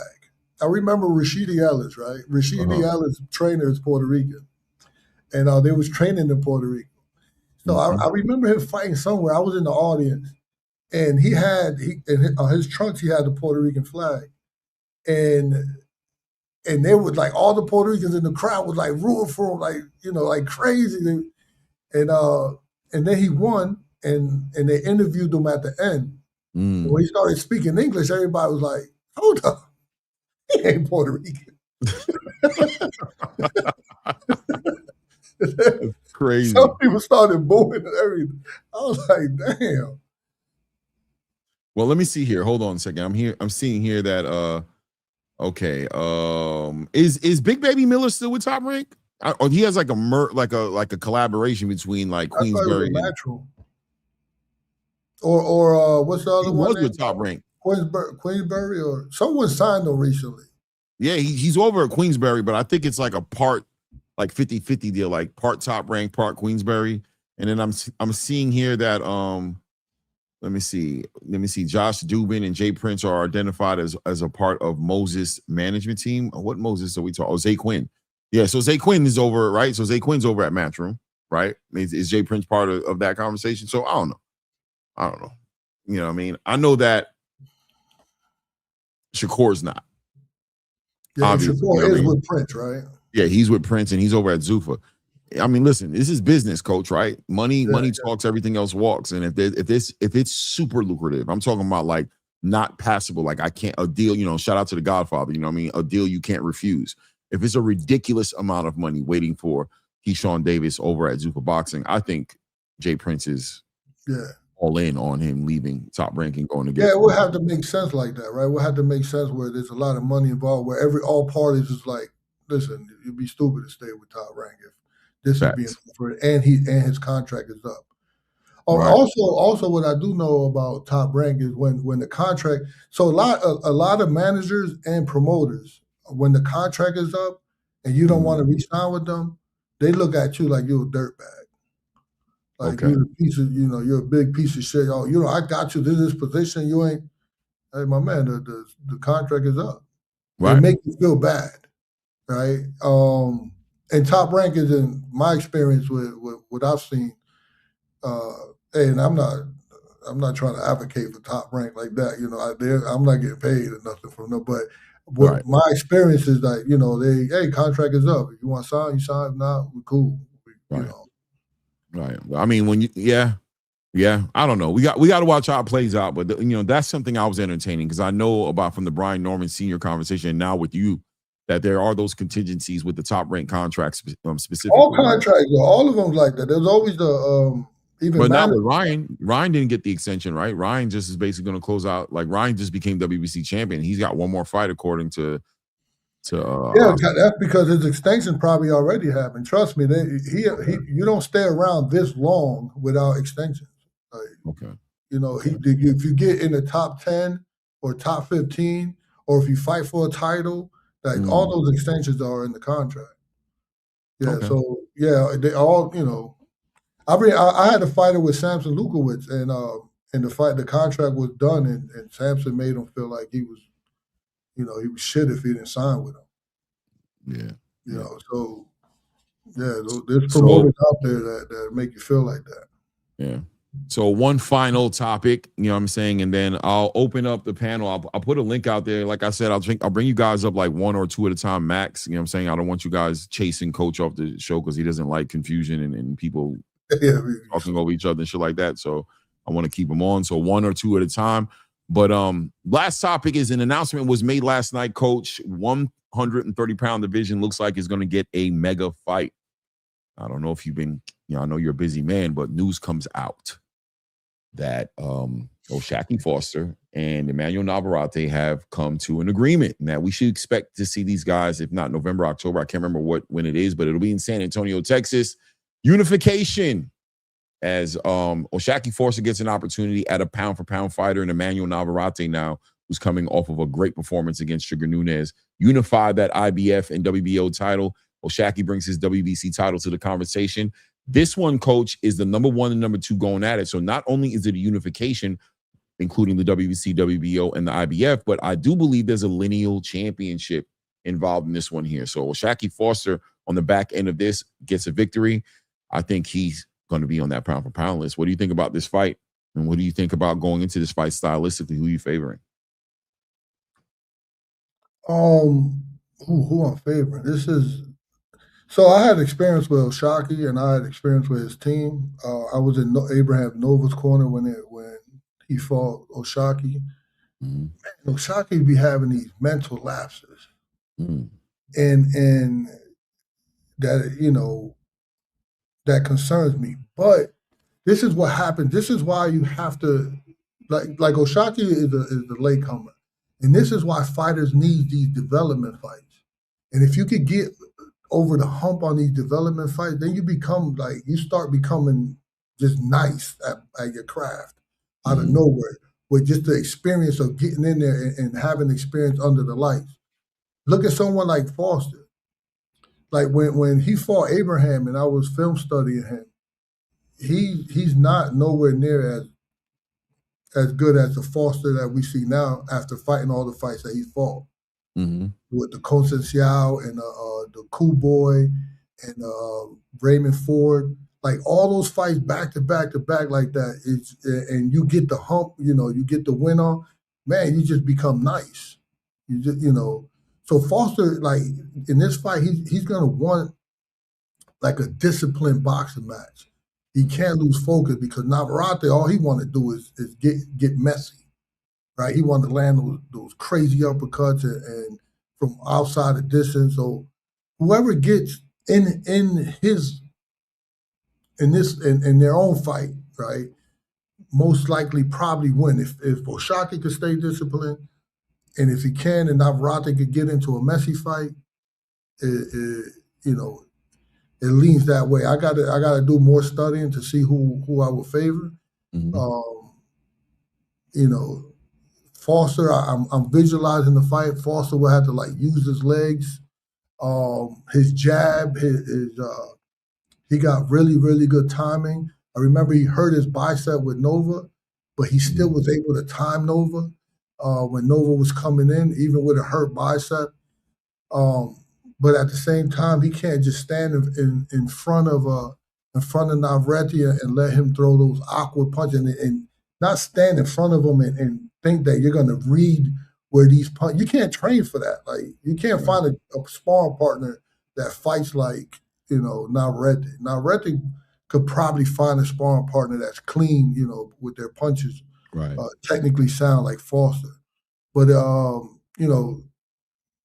it's a hard fight for me just to mention this to say who I will favor. I will have to need a second to think about it. Yeah. I mean, that sounds good, like good news. It sounds like we got one way or the other, we win. That's who wins. It sounds like the fans are going to win on this one, and that we're going to get a great fight here. Pound for pound, right? No questions about that, right? O'Shaquie wins this pound for pound list, top 10. Yeah, it is. But boxing is like that. Boxing is like whoever's on. Like the reason we were talking about Claressa being a face of women's boxing and we're advocating for her is because she had a whole media run.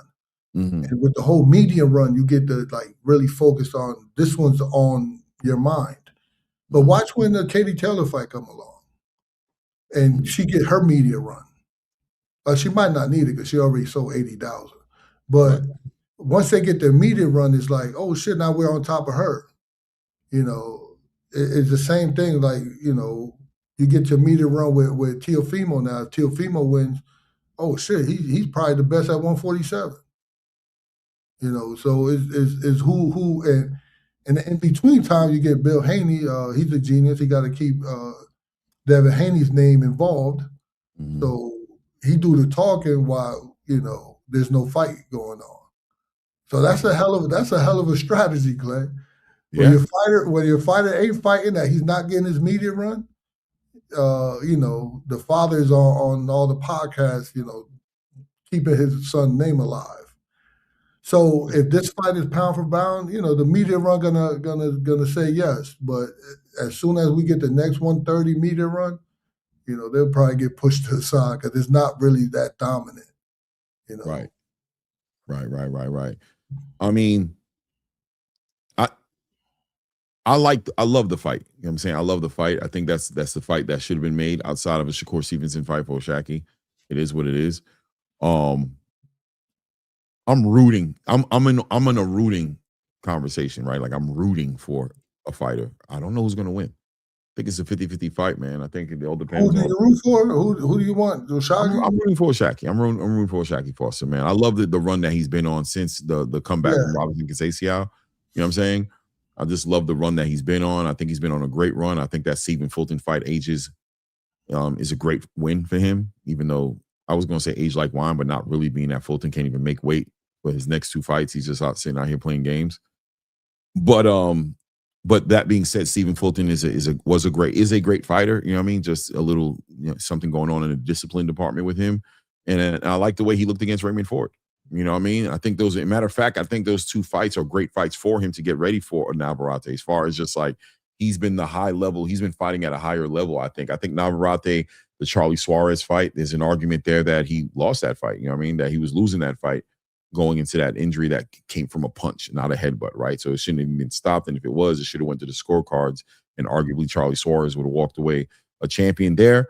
He lost against Dennis Berinchyk, a boxer who was giving him a lot of issues. I think Foster, I would say, is a better boxer than Dennis Berinchyk. But he looked great against Sugar Nunes. But I also, Coach, got to be honest, I think Sugar Nunes fought the wrong fight. I think he stood there and fought Navarrete in a way that I didn't expect him to fight. I thought he would have fought him a little bit differently. I thought he would have been I knew he could have. I knew he was capable of trying to fight him that way, but I thought he would have acknowledged, the assignment that was in front of him, which is that, that's the only way Navarrete could beat you, is if you sit there and try to fight this dude, you know what I'm saying, all night long, if you don't box him, Yeah. I always kind of lean towards the boxer or the cleaner one, the cleaner fighter.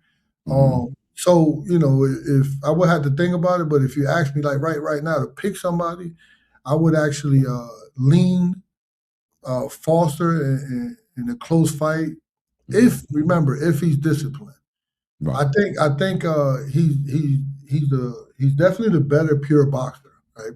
And Navarrete, he can give those type of technicians like Foster's a pure boxer technician, and he give those technicians leverage to land on them. Especially me remembering how good of Foster timing. So he could definitely, from those odd positions when he squares up and he throws those awkward punches, there's room there to be countered and there's room there to be timed. And if anybody could do it, I think Foster's the guy. Yeah. So I would, if I would have to pick somebody now, I would lean towards him.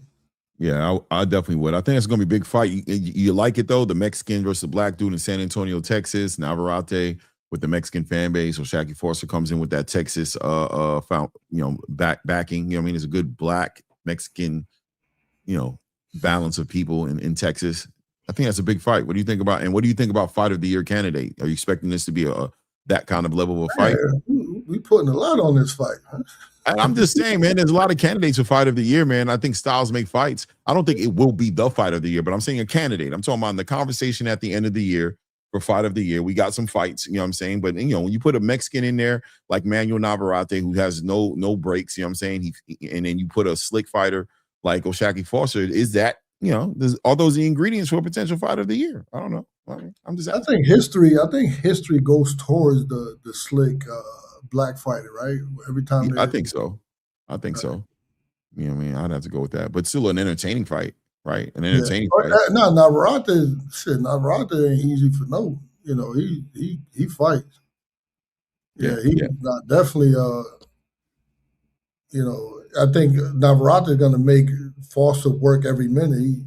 He needs to take, away the room that Foster thinks he's gonna be touching and moving. He's gonna be going to Foster's body. No, he got all the experience in the world. He know how to handle that pressure. It's definitely gonna be a good fight. They both got heart. They both trying to win. Yeah. I love it. I love the fight, man. I love the fight. Because so you got the clean boxer versus like the volume puncher. That's always gonna be. You see, remember what's his name just beat homeboy up pretty good, Zepeda. Yeah. Are you talking about Shakur beating Zepeda up, or are you talking about? No, Zepeda beat Lamont. Lamont Roach. But once again, Lamont didn't fight the right fight. I think a lot of people pick Lamont Roach to win that fight, but I just think Lamont, try to sit up in there and catch and shoot with somebody who's going to be throwing, 6, 7 punch, 8 punch combinations at times. I don't know what kind of combinations, and you're just not going to catch and shoot on every single shot. You think he could do better, Lamont? Did they fight again? I think Lamont could have let his hands go a lot more. I think he could have used his feet. I think he could have, found angles. I think he could have taken a page out of Shakur's book and gave a better fight. Does he beat William Zepeda? Listen, William Zepeda looked great that night, man. You just saw the adjustments. Shout out to him and Panda. I don't know, bro. I don't know. I don't think, if you ask me right now, no. I don't think Lamont beats William Zepeda. Could he have had a more competitive fight? Yeah. I think he kept his, I think he kept his hands in his pockets a little bit. And he was head hunting. He was looking for the big shot, and he wasn't scoring. He wasn't looking at, I think if his mentality went into winning rounds instead of winning the fight by a stoppage, I think it could have been a more competitive fight, I used to train Javier Fortuna, and I went down to the DMV area, and we sparred with Roach, and I remember Roach not being a heavy puncher at all. And then he fought, and he surprised me when he fought Tank. He looked really strong against Tank. And Tank looked small. And then Zepeda goes in there with Roach, and Roach looked small, and his punch seemed like insignificant. They didn't have nothing really on them. Right. So Tank, it just, I conclude with Tank being a really small guy for 135. And remember, Roach's came from what? Was it 130 or 120? He came from he came from 130. He was a champion, WBA champion there. Came up to 135, fought Tank, went up to 140, fought Isak, and then came back down to 135 and fought Zepeda. Right? Yeah. That's it. I think that's the journey. So it is what it is, man. Guys, I'm putting a link in there in the chat if anybody wants to come up here and build a little bit with Coach and me, and if you guys have any opinions on any of the topics, whether it's Claressa Shields, whether it's anybody on the undercard, whether it's the Janibek Sheeraz conversation, whether it's the Teofimo Junior Senior conversation, is it the Oshaki Foster Navarrete, whatever it is, you know what I mean? I'm sure Coach is down to answer questions. We got a scholared trainer in the building right now. So Coach, this was a great show, by the way. I don't know what you thought about it, but I think we knocked it out of the park. I think we did a great job. What did you think about the show so far? I don't know. This is what I do all day, every day. I can talk boxing, right. Especially with someone who comprehends it. Sometimes you might get somebody come up here and be sounding crazy. Everybody like, yo, I got something to do. Yeah. No, I feel you. I've seen you. You know what I mean, make your way out of here. But you know what I'm saying? I've seen it happen in real time, real life. I've seen it. HLD says great conversation. HLD is a stickler, man. He's hard to please, man. He is that HLD? Is that he's the Puerto Rican, right? Oh yeah. You know what I'm saying? Oh yeah, definitely. He's the one that wanted us to bend over and kiss the WBO, because that's how we gotta play by the rules, he said. Oh yeah, HLD's a stickler for the rules. He's a stickler for the rules, but especially if it's by the rules. He always say that you got to play. You play by the rules. Oh yeah. You got to get that sticker. You know what I'm saying? What do you say here, Coach Happy? He don't have to deal with some crazy Ricans. You know what I'm saying? For sure, man. RBS FM in the building says, yeah, great show, no doubt. By the way, I haven't asked, but are you guys hitting the like button? Please make sure you're hitting the like button, and please make sure if you're not subscribed to the channel, don't let this show end and you're not subscribed to the channel. Subscribe to the channel. We build it in real time. I'm trying to convince Coach to make this Sunday thing a more regular thing. You know what I'm saying? We'll see what ends up happening. If we see him up again here on Sunday, my schedule is changing a little bit, so I've got to revisit the show, the hours of the show. This week, this week in particular, I'm not going to have a show because I'm doing something with my job this week that's going to have me tied up all day long. And then the following week, I'll be out of town for a week. You know what I'm saying? And then when I get back 2 weeks from now, I'll be revisiting the idea. But the weekend shows will still be the same. The fights will still be covered on Saturdays. The closeout, the weekend recap show on Sunday with or without Coach, but hopefully with Coach, will be happening on Sundays. And I'll figure out a day during the week to do a live during the week. You know what I'm saying? But look out for a lot more long form videos as well. Me reacting and speaking on the boxing space a lot more now. I'm definitely going to be doing that. So I'm asking everybody in the building and anybody who's watching this on the playback, make sure when I drop those long form videos that you guys are going by the videos. You know what I'm saying? Watch the videos, but even if you don't watch it, at least hit it with a thumbs up. You know what I'm saying? Engagement is always welcome for sure. You know what I'm saying? So do that as well in the comment section. You know what I'm saying? It is what it is. Coach, did we miss anything? So we talked about Avius. No, we didn't talk about. So do you want to talk about Avius in this fight coming up and all the Yeah.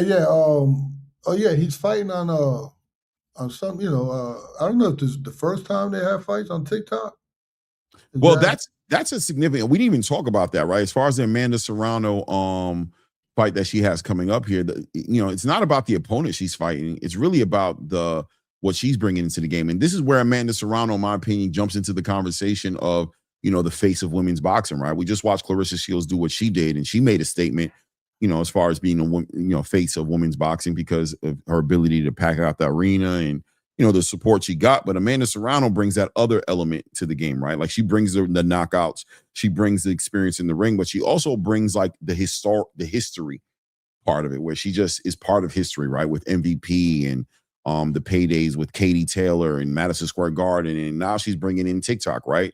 Arguably bringing in TikTok into the boxing space, another platform for fighters to get an opportunity to show the world what they do, specifically women in this one, right? So what do you think about Amanda Serrano doing all those things and her if she were to challenge Claressa Shields to I don't know, I think I'm the face of women's boxing, would she be out of pocket for saying that?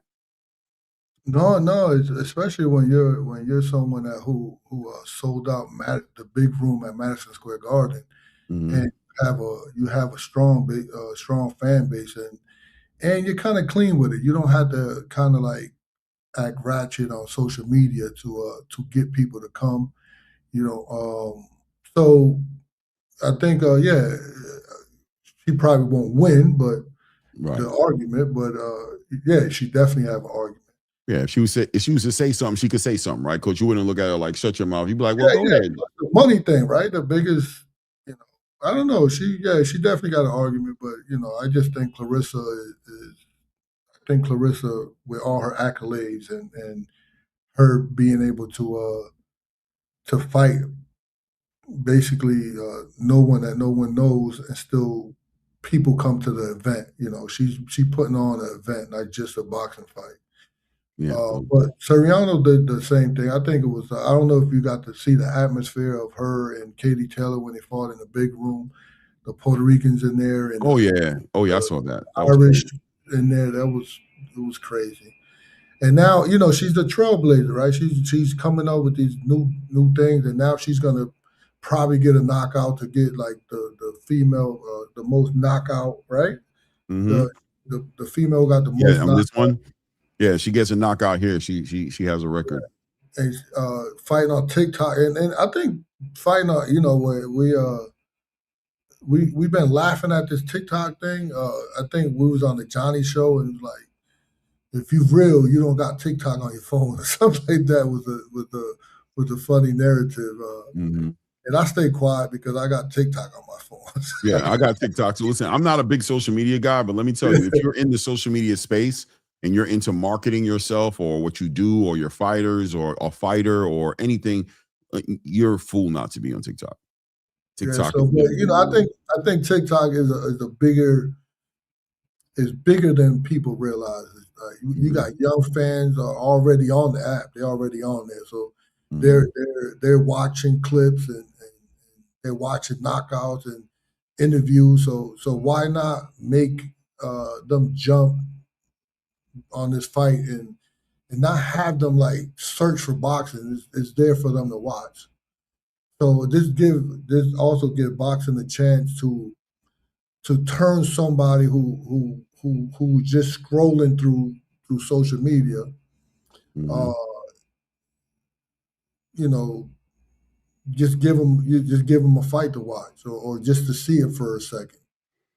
And it's just like bringing on new fans. Like when Jake Paul came on the scene, everybody didn't like him, but he brought a new audience. And this fight on TikTok just going to bring new faces to, new eyes to boxing. Mhm. You know, so I think it's good. Yeah. Yeah. I I think think it I gives you a chance, I think right? it brings in a younger fan base as well, Yeah. right? So that's the important part about it is it brings you see certain moves like this one specifically, and even the way Zuffa is approaching promoting us, they're looking at getting WWE fans and UFC fans. They're not looking. What people aren't understanding is that boxing, and this is where I resonate with Dana when he speaks on vision and the sport lacking vision over the past couple of years. Having this pay-per-view wall and making every, you know, fight of any kind of significance on a pay-per-view paywall, it redlined a certain demographic of fans, right? Fans who weren't familiar with the sport weren't going to be like, I never really got into this sport, and now I'm going to pay $70 to watch something that I don't really have no interest in. But making it available, the accessibility of the fight to new demographics was always something I felt like was just something that was um, um, tragedy. You know what I'm saying? A big unfortunate tragedy that happened, that the current space of the Oscar De La Hoyas, the Al Haymans, the Bob Arams, the whoever, the Eddie Hearns, whoever's in the traditional space just kind of missed this. You know what I'm saying? They missed the shot here to really do something impressive. Even Donald Trump trying to become president translated over into the TikTok space. He understood that I need to get at this new demographic. So Zuffa bringing in, I'm saying all that to say that a move like this with Amanda Serrano or a move with Zuffa Boxing is not focused on us, right? They got us already. They're no longer marketing to us and promoting to us and trying to get our attention. We're watching the sport regardless. We're going to find you on Twitter. We're going to follow you on social media. We're going to know what's going on in the sport. It's for this new fan base. And last night, there was a good argument to say that Claressa Shields also checked the box for that as well with the whole entire Zeus collaboration, even though I couldn't stand it. You know what I mean? I thought it was a horrible collaboration. I thought they made it a very hard I thought it wasn't good, but at the same time, I understand because they brought in a whole fan base of people who would have never watched a Troy Isley or watched if Ernesto Tito Mercado would have been on that card or watched any of the fighters that are on there. Wouldn't have watched it if Ray J, you know what I mean, then go and try to fight Orlando Brown or, you know, all the other crazy ass spectacle fights that were on that card. So going on a TikTok, free access, yeah, man, I'm expecting them to grow the boxing fan base up, the landscape of boxing. I think that benefits everybody, right? That benefits anybody who has a vested interest in where boxing goes and how profitable that could be, or the opportunities that could be out there for you guys. It is what it is. But yeah, I think she's perfect. She's perfect for it. She's authentic. She's accomplished, and she's fighting in a way that new fans can understand, like right away, that this is a fight. Mm-hmm. So they'll appreciate her coming forward, trying to knock somebody out, and then winning. You know, getting a landmark, like the female that, you know, got the most knockouts, beating Chris Paul's record, right? Yeah. Cos Mike 1 gives us the saludos amigos del boxeo. I mean, I think I understand what that's saying for the most part. I appreciate you, man. Guys, hit the like button. Subscribe to the channel if you haven't done it. It's about that time. Nobody's hit the link, you know what I'm saying, to come up, which I'm okay. I understand.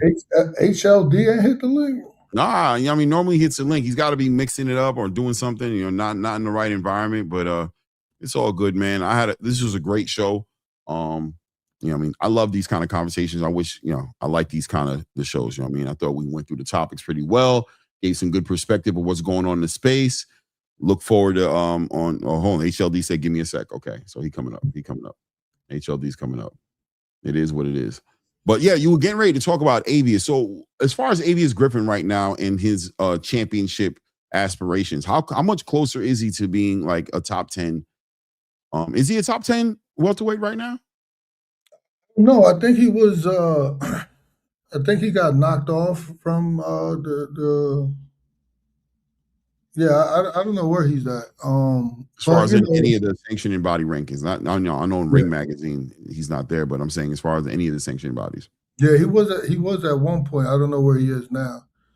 But I think that he's learning. I think that he took his craft serious when he came to me in Massachusetts to my training camp, and then, you know, everybody sees. We came out to Vegas, we sparred. Everybody was, you know, in awe of how he used to be compared to him now. Avius has a gift that I can't teach, and that's the way he, you know, how hard he punched with both hands. I could just get him more balance. I could get him, you know, better selection or better decision making in there. But I think he'll be a player soon enough. You know, I think he's dangerous for anyone with that type of power.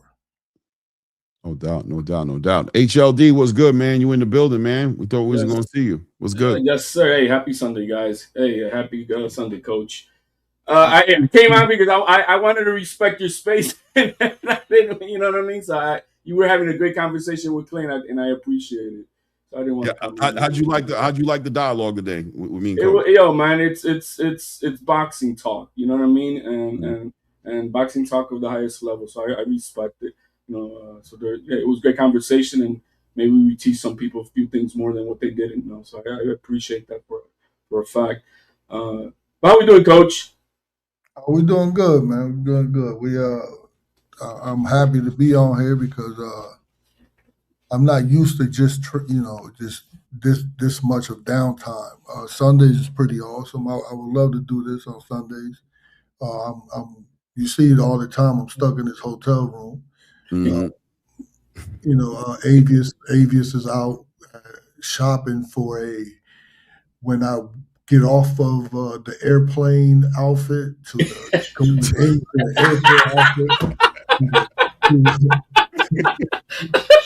Yo, that's part of the game, coach. You know what I mean? That's not your part of the game, but that's part of the game. He's staying fly. He's staying out here. I'm not finished. To the press conference outfit, to the media workout outfit, and let's not even talk about fight day. Coach, what you think? Does it match? Does it rock out? What you think, coach? You know what I'm saying? I'm not the one even go with. You do you and call me when you're ready. Which is like, man, I'm wearing my outfit that about 2 years ago. What are you talking about? Some of it, man. Like skinny jeans, Avius is different. Man, he's different. He's a country boy.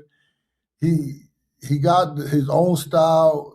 You got to see. Let me see if I could draw this one outfit that he had on at this press conference.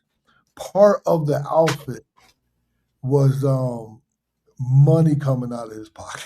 That was part like of literally part of like money coming out of his pocket. Like it's like, bro, this is fashion now. Money's fashion. We can make it faster. It's not just for buying shit, man. We talking about breaking, we blazing trails, man. We trendsetters. He had like a knot of money just like halfway out his pocket, which was part of the outfit. It's crazy. Nah, it's definitely a different world. Let me tell you, yesterday on that event, man, the Zeus element of the Claressa Shields card yesterday was very interesting, to say the least. And it really exposed me as far as my age. Like, I was really out of my element. I was seeing things that I just haven't been exposed to in a long time. You know what I mean? And, I lived in Atlanta. I lived in Atlanta for about 7 years. You know what I'm saying? So I've seen Atlanta be Atlanta. You know what I mean? And I've been in the scene when I was younger, clubs, and I've seen Atlanta. I know what Atlanta is capable of, but even I was a little bit out of my element watching Saucy Santana. That was an interesting experience to just see that come together. Yeah, there's my face. See, on my face from last night as I was calling it. I was seeing stuff last night where I was just like, this is different, bro. And the youth, man, doing their own thing, man. Like, I'm glad I made it, man. I'm out of here. I'm married. I ain't got to be outside like that. I'm very happy when certain things I see, and I tell my son too. I got a 19-year-old son, and I tell him, man, be careful out here, bro. I'm so happy I made it, bro. I don't got to worry about it. Like nowadays, well, at least Saucy Santana, and I was saying this to HLD yesterday. I said, at least he's like a whole man dressed like he's man. He kept the mustache, he kept the beard, but he still had the wig and the lipstick and the makeup and the nails. So it was crazy to watch it, but at least he a dude. If you walk up on him, he's a dude. But I've seen pictures on social media with the dudes that be looking like girls, and they be looking like girls. Like they would fool you. Like they looking like girls. They looking like, not only they looking like girls, they looking like good looking girls. You know what I'm saying? They're not even they looking like good looking girls. And it's like, man, I don't ever want to be in a situation where I'm in the club and, you know what I'm saying, I'm rubbing up on something and thinking life is good and I'm trying to do my thing. You know, the lights come on and I'm choking the shit out of somebody. I'm trying to kill the shit out of somebody in the middle of the club, right? So, you know what I mean? Like, I'm like, what the hell? All night long? I've been buying you drinks, rubbing up on you. You've been backing that thing up on me. You know what I'm saying? All night long, and come to find out, you Tyrone? Nah. Yeah, that's the type of situation that Coach said earlier, man. Like with the referee, I don't ever want to, be in that type of position. Oh, man, yeah. That's one of them right there. Yeah, I had this one fighter. His actual name was Macho too. We was out in Vegas and he was sparring with I don't know if you guys remember Obakar. Mm-hmm. And we was part of the Obakar was also managed by the people that was managing Mike Tyson. So we out here sparring, and then we all went out, Mike Tyson and the bodyguards and Obakar, and there was a group of us. So one of Mike Tyson's bodyguards, my kid that was he was dancing on the dance floor. He was wilding out, shirt off, waving in the air. Mm-hmm. He was having a good time, but the person that he was dancing with was a guy, but dressed as a lady. He didn't know. Hips, ass, and everything. So he's dancing with her, and then one of the bodyguards went up to the dude, whatever you want to call him, was like, "Hey, he with us. Don't cut your shit. Get the fuck out of here. So, right?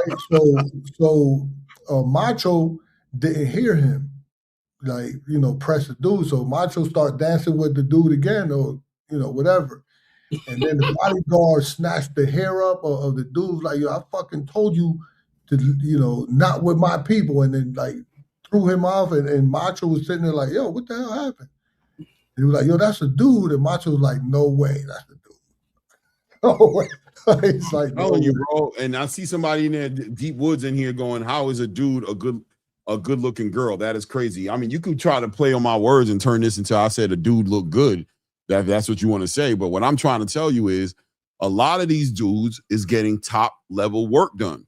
They getting top level work done, bro. They looking like straight up women. They're not looking like dudes at all. And you know what I mean? And I think that, like I said, I'm glad I'm a married man. I'm telling you, I'm glad I'm married. I'm glad I found my person.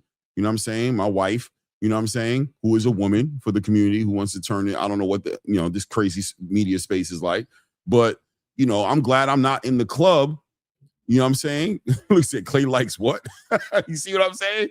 But you know what I'm saying? I'm glad I'm not in the club, that I'm not outside in this social space trying to find my person in this crazy upside down woke space, bro. You gotta hang out. You gotta hang out.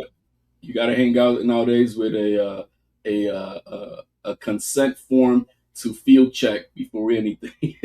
Yo, I mean, bro, they getting so good where they passing those tests. They like, you got Mosinite niggas out here, Mosinite bitches. You know what I'm saying? Like these motherfuckers is passing the fucking diamond detector test and everything. You know what I mean? They getting the work done. Like you hearing about it. They getting their shit chopped off. They getting it replaced. They getting surgery. They getting it fixed. They're making it look a certain way. I don't know. I'm hearing there's so many stories out there. I'm just happy I don't got to figure it out. No, you know what I mean? I'm glad I ain't got to deal with it. You know what I mean? Whatever it is. But back to talking about that prelim, in my opinion now, Clay, and I didn't get to watch it all like you did, but it seemed like to me the most entertaining part of the entire night.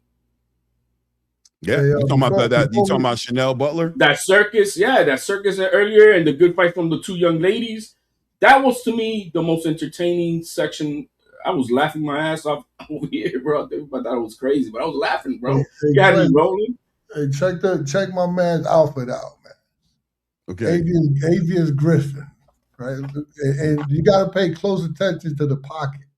Okay. Boom. There's his shoes. Boom. The skinny jeans. All right. Boom. He going up. Watch the pocket, though. Look at the pocket. Oh, he got a lot of money in there. Oh. That's the press conference outfit. Yo, he got that Travis Scott look going on, right? Hey, yo, bro. He a rapper too, ain't he? Ain't he a rapper? No, ain't he like a rapper? He's a rapper. He's doing his thing, man. He's shining, man. Coach, you got to let him do his thing, man. That's what the people love. We got a superstar to make it, man. Hey, but no matching outfit, Coach? What if you want to hook you up, Coach? I need to go shopping. I need my team to look like me, Coach. Hey, Coach, you part of the team, bro. This is an Avius Griffin show, baby. You know what I'm saying? Avius was looking for because I wanted one of those straps that go around like this, and I could like put all like the boxing stuff in there or whatever I'm traveling with.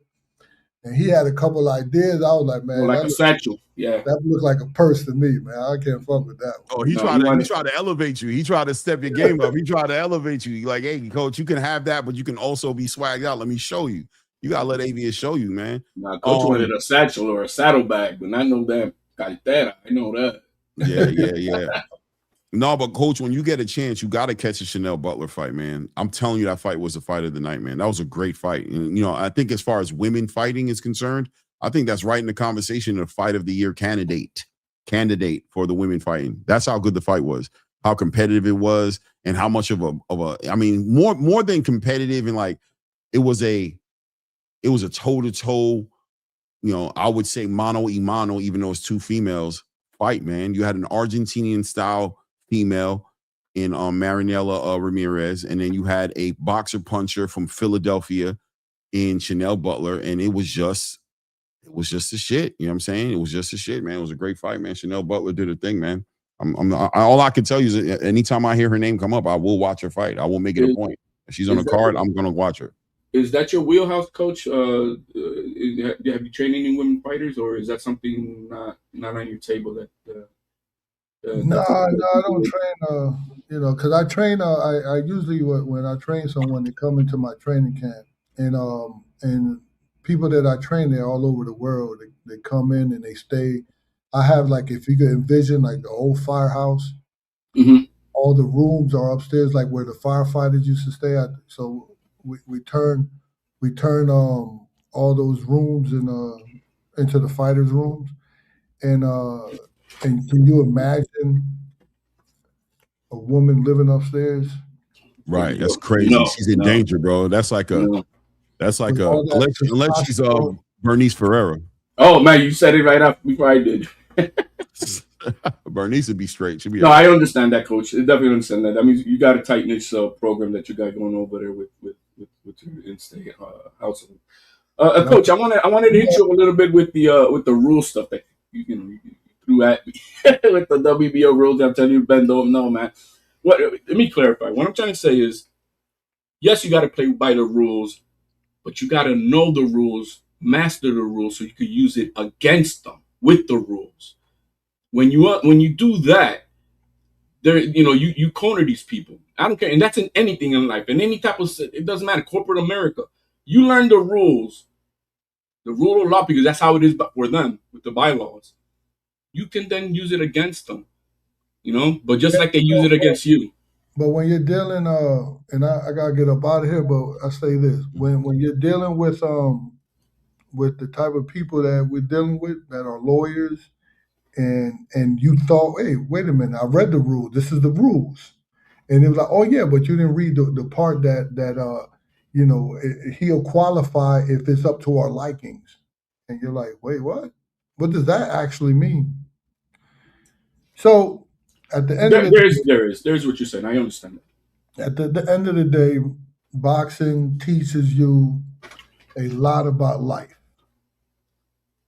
You can have talent, you can have people around you, you can have a big name, but eventually you have to stand on your own.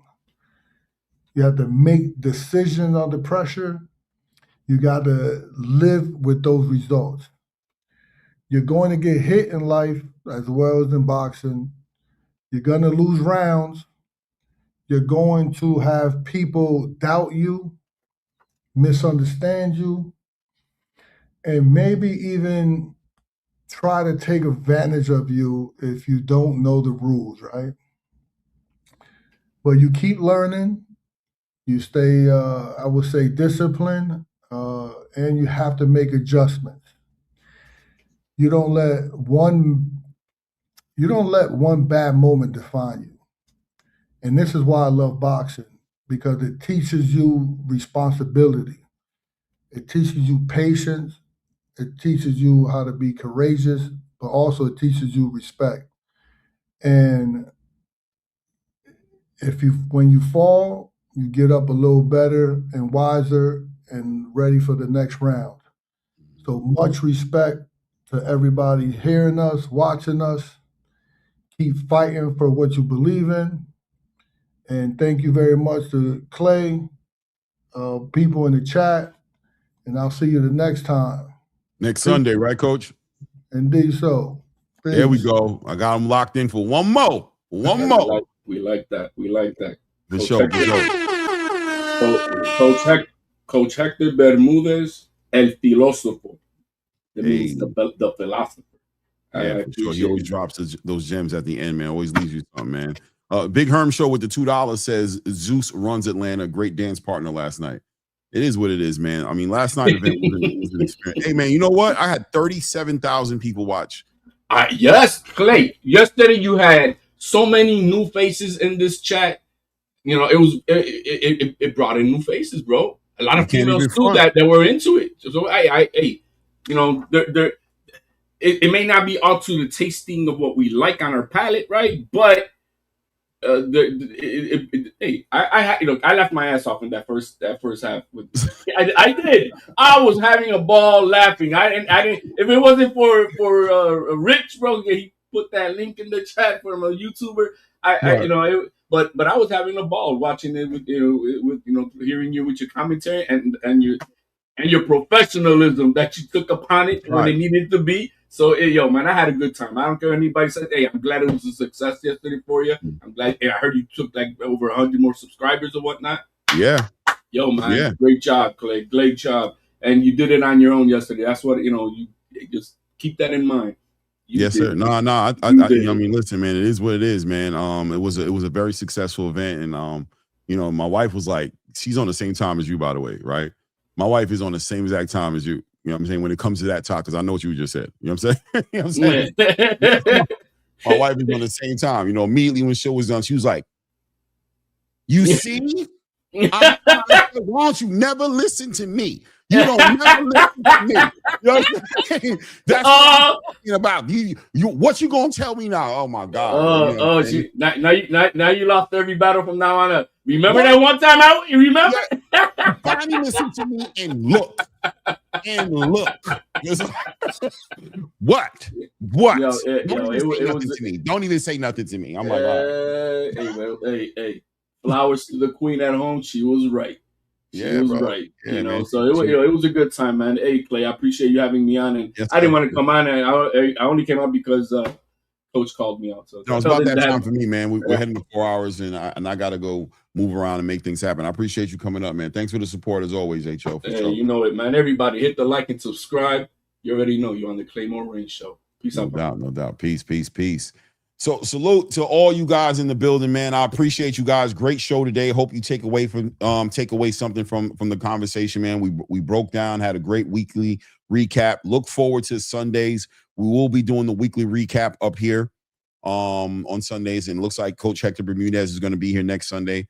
I'm also going to make a habit of I got ideas and things that's going to be happening. But guys, like I said, this week, you won't be seeing me this week during the day. You'll see long form videos dropping, but you won't be seeing me on the show. I'm busy. I'm tied up this week doing something with my job. And then, like I said, next week I'll be out of town for a week, but you will catch us Saturday. I will be covering the Teofimo Lopez fight. I'll be covering whatever fights are going on that day. I'll be covering the fights on that day. And of course, looking forward to Sunday with the weekend recap show. And, the following weekend will also obviously be covering the Philip Ergovich and the Pro Box card, right? We'll be covering all those things, man.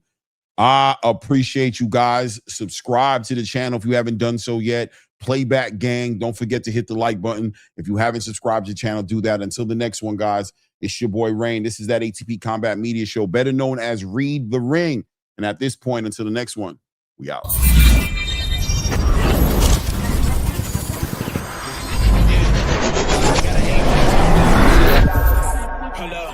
Yeah, I can never doubt myself, I know better. All of you critics be acting like you know better. Blowing the smoke, but I know when the dust settles that I'm in my element. It's evident that there's levels to the game. All of those dark nights I got there, breaking my back to make it out, got me feeling like rain. I ain't never need your help, I know you wishing me well. A penny for your thoughts, but seeing no change. I snap for the sun like Diddy. The riches got a mad ass son, I'm like Billy. I ain't never switch up, whole team with me. But known for my city like OAGZ. Set the pace as long as you finish. Consumers find a way inside your business. Babylons, they try to dabble in it, and they hate the fact that they may have to witness. You tryna aim for the top like this, and you're in your element with a fire like this, and they hoping you fall and they praying you miss, but it's all in the risk. I got you with the switch, you know.